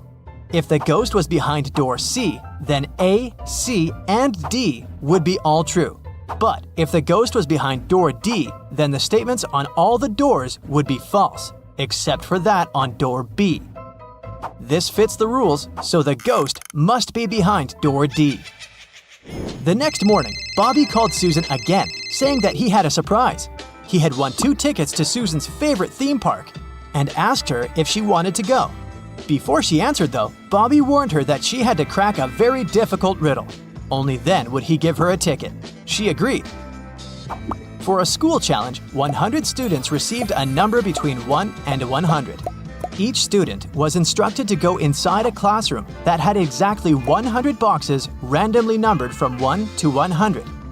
Inside each box, there was a slip of paper with a random number between 1 and 100 on it. Now, each student needed to enter the classroom on their own and find the box that contained the slip of paper with their number on it. But in order to do so, each of them was only allowed to open a maximum of 50 boxes. They were instructed to leave the room exactly as they found it, and they weren't allowed to communicate with other students once they'd left the room. If all of the students managed to find their numbers inside the boxes, they would each get $100. But if one of them wasn't able to find their number, none of them would be able to win the prize. Bobby asked Susan if she knew the best strategy for all of the students to find their numbers and win the prize. After a few hours, Susan called Bobby with the answer. She managed to figure out the riddle. Can you guess what she answered?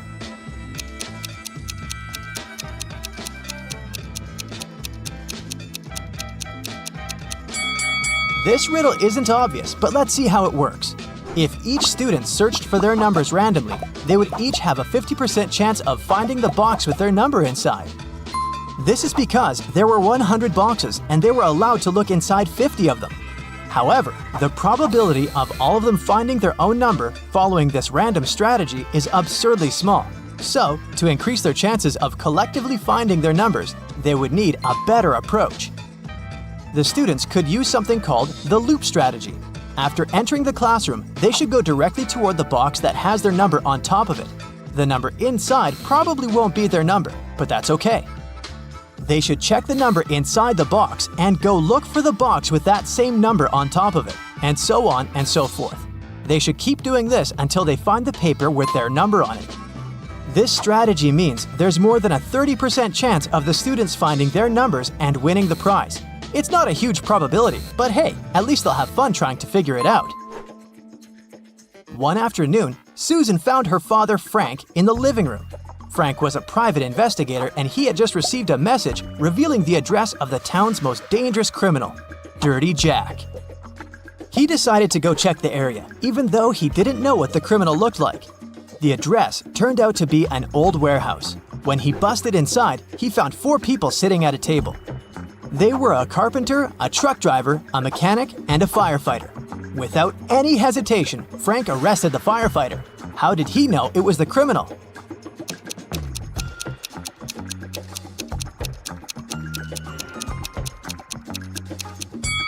The firefighter was the only man in the room. The rest of the people were women.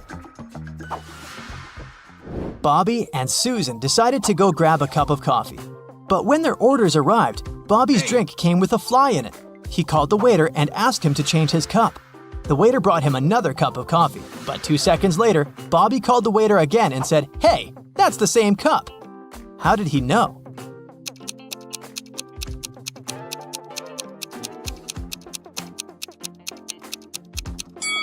Because Bobby had already put sugar in his coffee. And when he tasted the new drink, it already had sugar in it. Susan and her family went on vacation to their country house, but unfortunately, it was raining heavily. It kept raining for 13 days. When it rained in the morning, the afternoon was beautiful and clear. And when it rained in the afternoon, the next day was blessed with a clear, sunny morning. Overall, Susan's family experienced 11 nice mornings and 12 nice afternoons. Can you find out the total number of days they spent in the country house?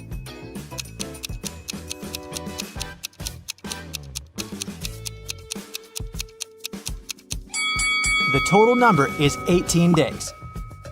Here's how you can figure it out. Let's call clear afternoons X, clear mornings Y, and periods of time with no rain O. This equation represents the number of days with rain, X plus Y equals 13. And here are the days with clear mornings, Y plus O equals 11. And this equation represents the days with clear afternoons, X plus O equals 12.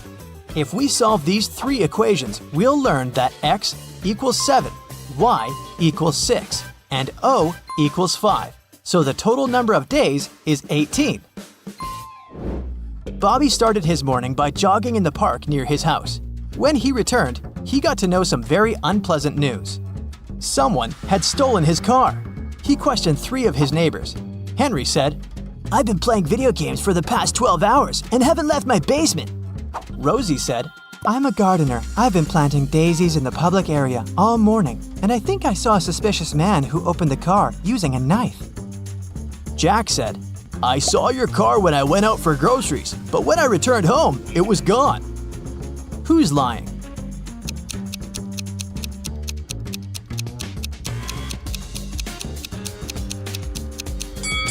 Rosie. She said she planted daisies, but look, there are only rose bushes in this area. One day, Susan found a box on her desk with a note that read, "What can run but never walks, has a mouth but never speaks, has a head but never weeps, has a bed but never sleeps." Can you decipher this riddle?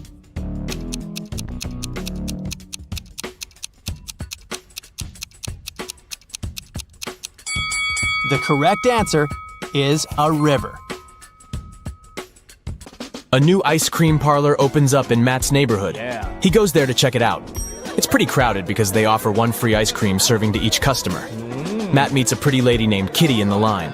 He falls in love with her right away, but unfortunately, she's already married. Can you find her husband among these guys?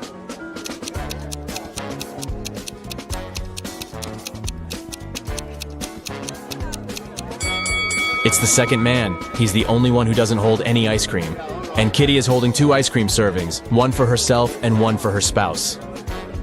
The next day, Matt missed his alarm. And now he's late for work. His boss is going to be furious.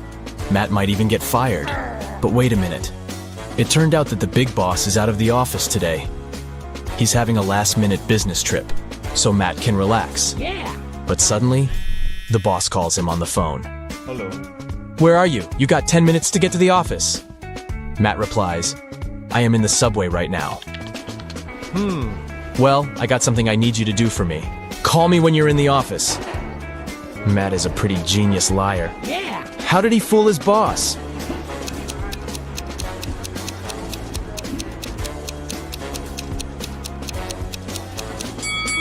Matt had a subway noise track on his computer. He played it when he was on the phone with the boss. Clever. Matt enters the local bakery on the way to the office. Hello. The cook brings 2 trays with fresh tartines. Take your time and try to spot 10 differences between them.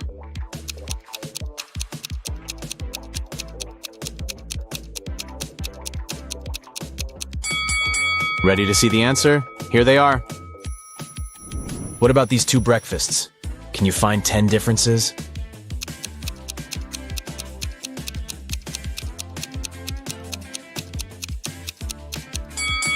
Over here.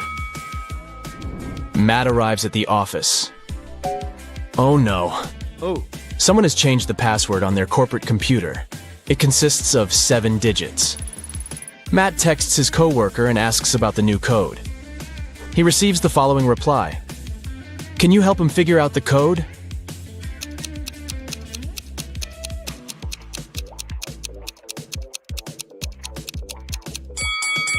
The number of fingers implies the right digit in the password. So Matt should enter 1, 0, 5, 2, 3, 1, and 0. Matt is an illustrator. His boss sends some files and asks him to separate the images and add some colors. Unfortunately, all the layers are merged. Can you spot 6 different objects in this picture?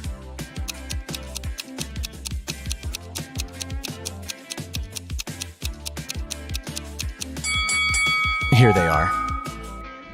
What about this one? Can you spot 11 objects?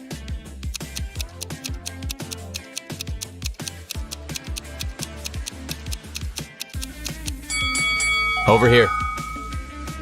Matt's sister, Ashley, is getting married. He arrives at the event, and she asks him to take a picture of her with some friends. But someone pranks the bride in the middle of the photo shoot and spills paint on her beautiful dress. Can you guess who did it by just looking at this picture?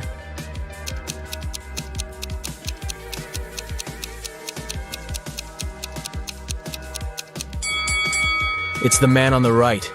He has a rope in his hands, and it's tied to the bucket. Ashley changes and the wedding goes great. After the ceremony, they throw a party in a restaurant. This place is very popular among the newlyweds. Matt faces 3 brides in the lobby and spots the fake one right away. Hello. What about you?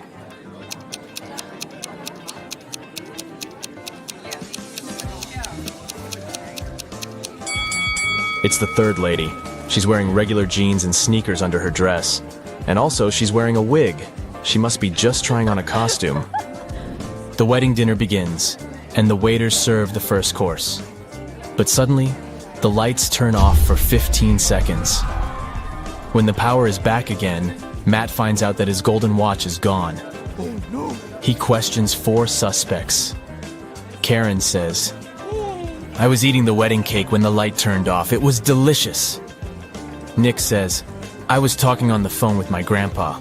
When it got dark, I just continued our conversation. David says, I was washing my hands in the bathroom. And Stella says, I was taking pictures of the food for my Instagram. The local cuisine is so fancy. Who's lying?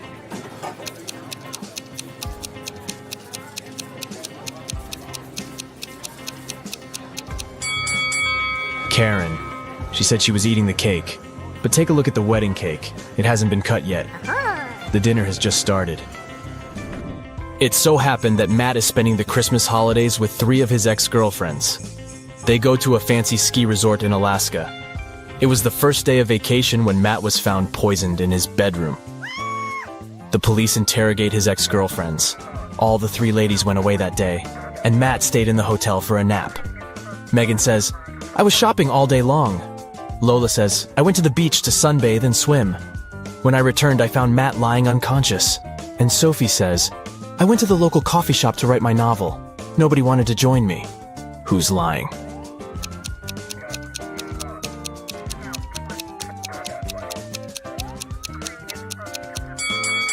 Lola, it's Christmas time. So it should be very cold in Alaska. She couldn't swim and sunbathe outdoors. Finally, Matt gets better and leaves the hospital. Yeah. He returns to the ski resort and takes a look at the mountains. What are they doing wrong?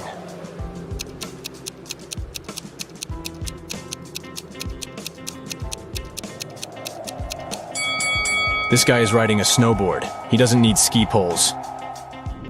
After the Alaska trip, Matt gets a new job in New Orleans. Oh, yeah. He finds a great apartment and moves in. 3 neighbors knock on his door to greet the new neighbor. One of these ladies is a real witch. Can you spot who exactly?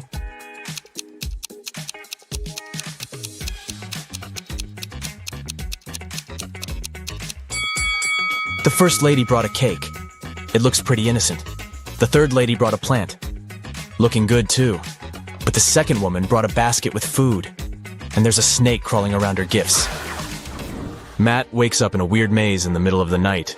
The only way to escape is to walk through this labyrinth. But unfortunately, there are 4 dangerous creatures waiting for him on the way. First of all, there's a gorgon who turns everybody she sees into stone. Secondly, a werewolf. It's a full moon, so he's very hungry. The third creature is a tree goblin. He can grab people with his strong branches, and it's impossible to get out. And finally, there's a siren who can use her singing to make you do anything she wants. Luckily, Matt has 4 magic potions which can be helpful. Each potion has a 24-hour effect. If you spill the first potion on anybody, they'll become silent. The second potion will make any creature very weak. The third potion turns anyone into a vegan. And the fourth potion causes blindness. Can you help Matt distribute the potions among the creatures correctly?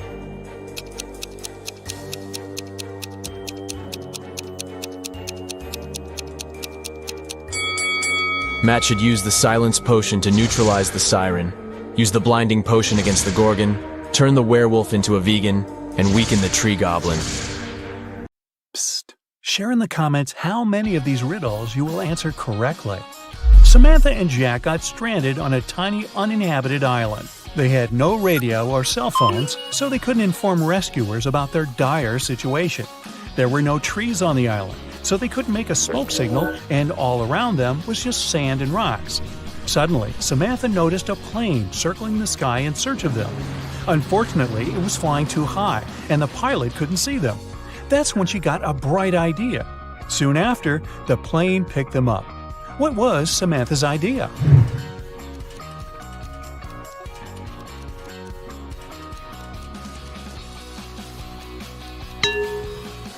To use rocks to spell out SOS on the sand.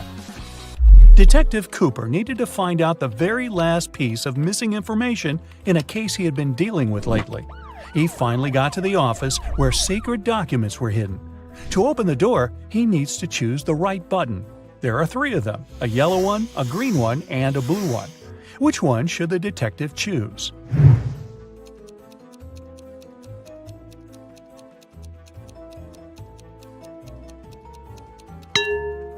The detective needs to choose the blue button. It's pretty worn out, so it must have been used many times. Plus, there's a small note with a warning.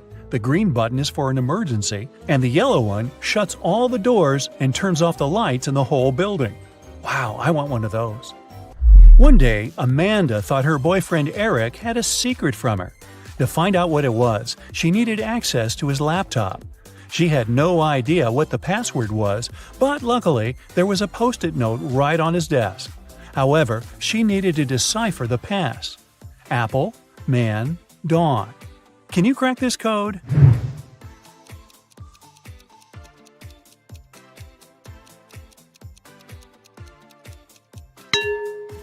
Right, it's Amanda. Her name is the code. By the way, the secret he was hiding was the birthday present Eric had been choosing for her. Well, that's what you get for snooping. Jack and Jim agreed to say yes all day long to all questions. If one of them doesn't say yes to a question, he automatically loses and must give $100 to his friend. Jim realized there was one question nobody could say yes to. What question was it?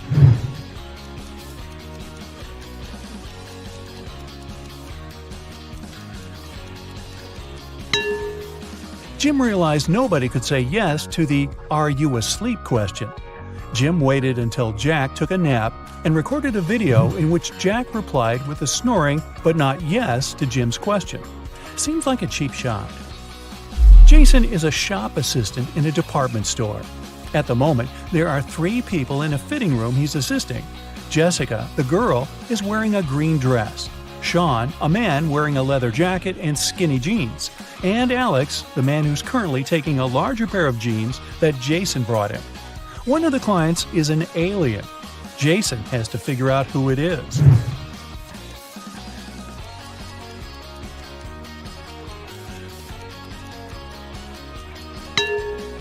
It's Alex. Take a closer look at his feet. Only a reptile or an alien could have such feet. Julian needed to find a very important document he'd lost. He looked through all the papers and finally found something that looked like the document he actually needed. However, a couple of seconds later, he realized there were 4 copies of this document looking precisely the same, or not. Can you guess which one is the real document?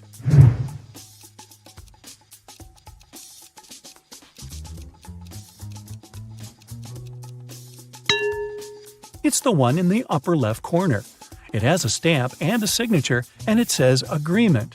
The one next to it looks similar, but it has a spelling mistake. It says agreedment. The rest of the copies lack either a stamp or a signature. Mr. and Mrs. Jones are fond of art and love collecting rare and expensive pieces. Once they had to go on a business trip, and when they came back home, they realized something precious was missing. They instantly called the police, but the officers were confused because no painting was taken. Why were Mr. and Mrs. Jones worried then?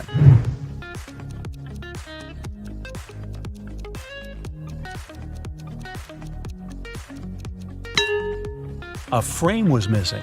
In fact, it cost much more than many art pieces, as it was encrusted with gems.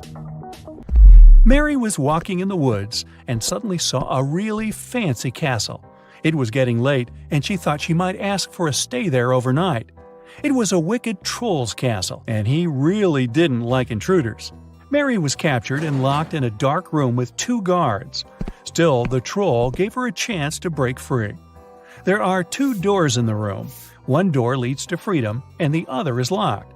The guards know which door will set Mary free. One of the guards always tells the truth, while the other always lies, and Mary doesn't know who it is. She can ask just one question to one guard only. What question should she ask?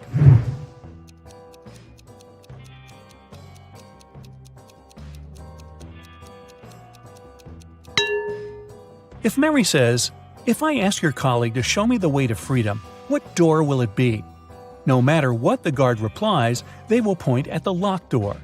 The one that lies will show the wrong door, and the one that doesn't lie will show the wrong door too, since it would be chosen by the one who lies. This way, Mary knows the wrong door, and she needs to select the other one. One man went to his friend's party and told his wife he'd be back before sunrise.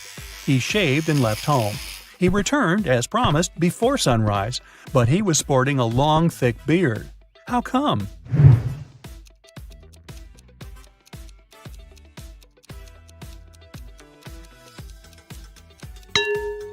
The man and his wife live in a place with polar nights that last for several months.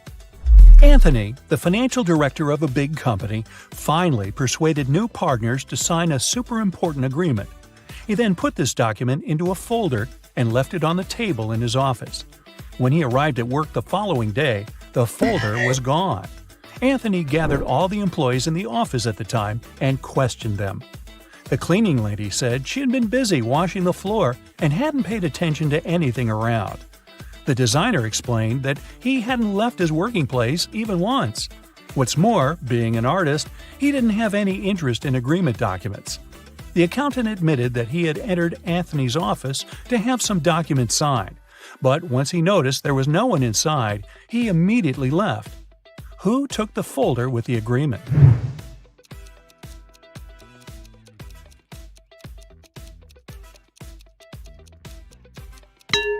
It was the designer.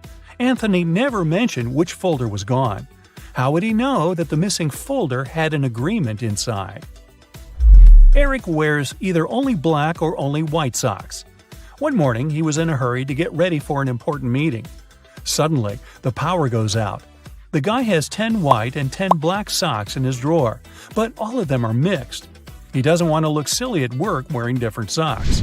If it's completely dark in the room and Eric can't see anything, how many socks should he pull out of the drawer to get himself 2 matching ones?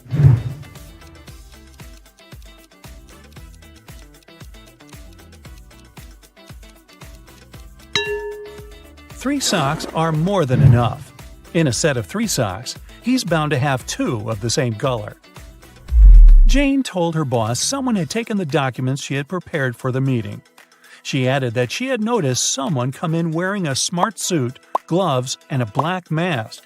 This person also had 3 rings on their fingers. The boss didn't believe her. Why?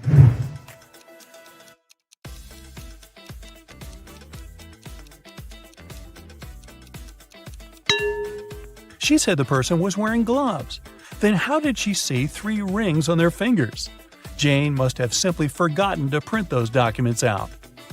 On a nice warm day, Vivian, who lived in a town on the seashore, decided to go for a hike alone.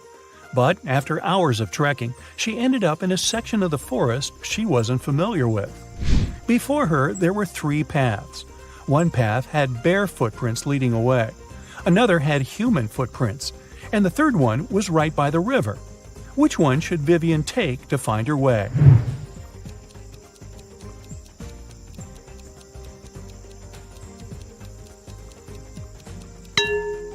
The river path. Since she lives in a coastal town, the river mouth most likely ends up in the sea. That way, she could figure out where she was. Carol was invited to a Halloween party in an abandoned house. Her friends asked if she was up for a challenge, and she said yes. Soon enough, she was locked inside a room. In this room, there was 1 door and 3 light switches next to it. Behind the door, there was an empty closet with nothing but a light bulb. Her task was to figure out which switch controlled the light bulb inside the closet. She could flip the switches however she wanted, but once she opened the door, she couldn't touch the switches anymore. Sometime later, she managed to get it right. How did Carol do it?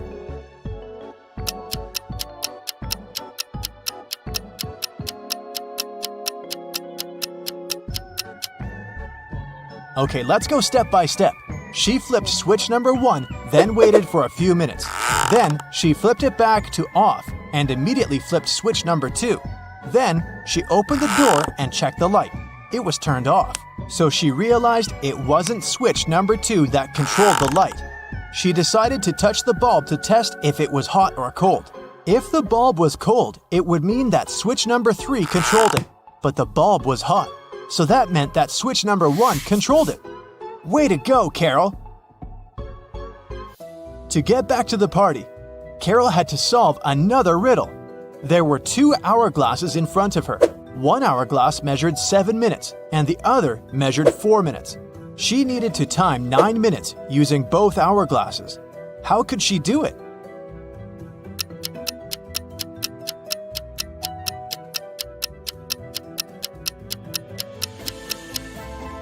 First, she turned over both hourglasses at the same time. By the time the 4-minute hourglass was done, the other one still had 3 minutes left. Carol flipped the 4-minute hourglass over again. By the time the 7-minute hourglass was empty, there was 1 minute left on the other hourglass. And by the time the 4-minute hourglass emptied again, there was 1 minute's worth of sand in the bottom half of the 7-minute timer. She flipped it over again, so there was 1 minute's worth of sand in the top part of the hourglass.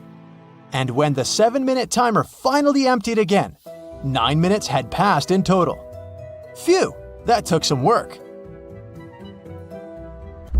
Someone stole a rare diamond from Mrs. Monica Fraser's house.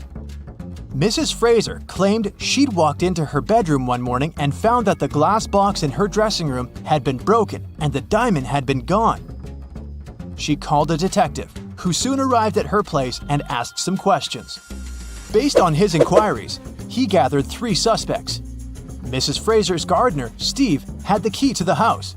Her cousin Sophia was staying with her for the week, and the cleaning lady Adeline cleaned the house every day. Steve said he was on holiday that week, so he wasn't anywhere near the house when it had happened. Sophia said she didn't even know her cousin had a diamond hidden in her house. And Adeline said that she'd been cleaning the house at around 10 p.m. the previous night. Everything had seemed all right. Who stole the jewelry?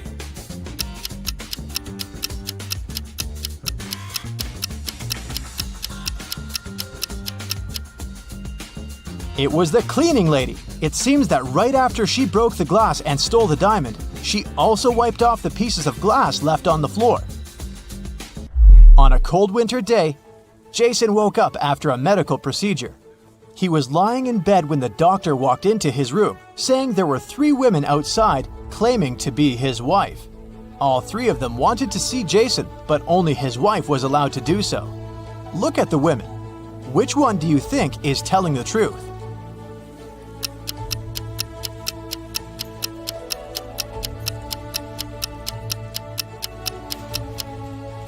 The woman wearing a white shirt is the only one that has a ring on her left finger. She's the wife. It was a lazy Sunday morning, and John was having breakfast in the kitchen. Suddenly, he heard glass shattering. He walked into the living room and saw that someone had just broken one of his windows. He was mad and decided to go outside to see if he could find the culprit. There were only 3 people in the street, so he talked to each of them. The first was one of his neighbor's children. He was coming back from his football practice, holding a ball in his hands. He said he'd been going home at the time of the incident. The second person was Stephen, John's neighbor and longtime friend. He was carrying a toolbox. The man said he decided to come home to fix John's window. The last person was Julio, a mailman. He was riding his bike, throwing newspapers on people's front lawns. He said it had been hours since he'd passed John's house. Soon enough, John figured out who had done it. How?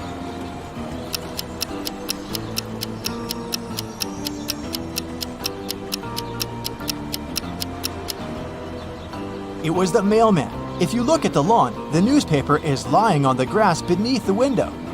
He threw the newspaper towards the mailbox, but missed it, and it hit John's window. Whoops. It was a stormy night. Kate and her boyfriend stayed up late watching a soap opera. In the middle of it, there was a weather forecast.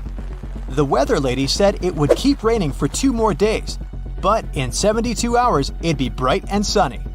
Kate turned to her boyfriend and said that the weather lady was wrong, and the girl was right.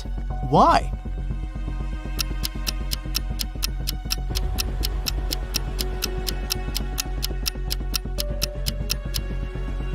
Because in 72 hours, it will also be nighttime, so it can't possibly be bright and sunny. It was Amelia's dream to go skydiving, but she was afraid of heights. One day, her friend took her to fulfill her dream. Amelia jumped from an airplane without a parachute and didn't get hurt. How is that possible?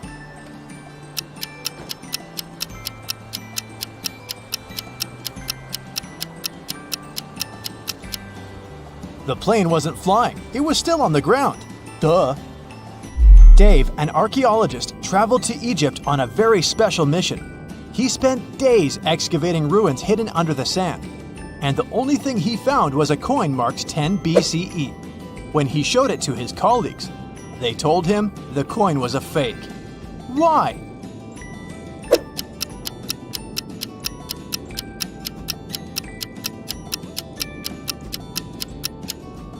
Well, because the designation BCE didn't appear until after the beginning of our era. It was raining when Mrs. Moore called the police. She said someone had just bumped into her car and driven away. When the police arrived, the only person next to the place of the incident was a man fixing his tire. Mrs. Moore said that that was the car that had bumped into hers.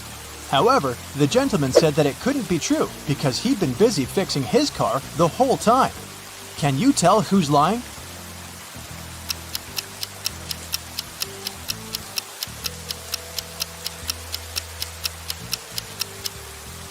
It's the guy fixing his car. The rain started just recently.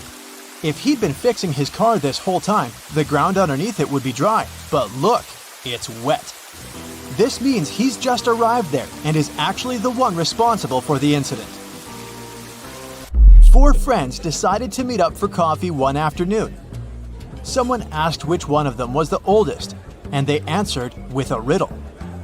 Mia is 3 times older than Anna, but 3 years ago, Anna was a year younger than Claudia is now, and Olivia is twice as old as Anna. So can you put the girls into order by age?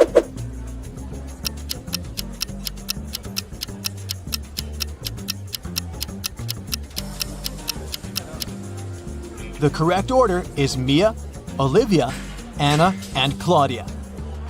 Here's a quick one. What belongs to you, but others use it more often?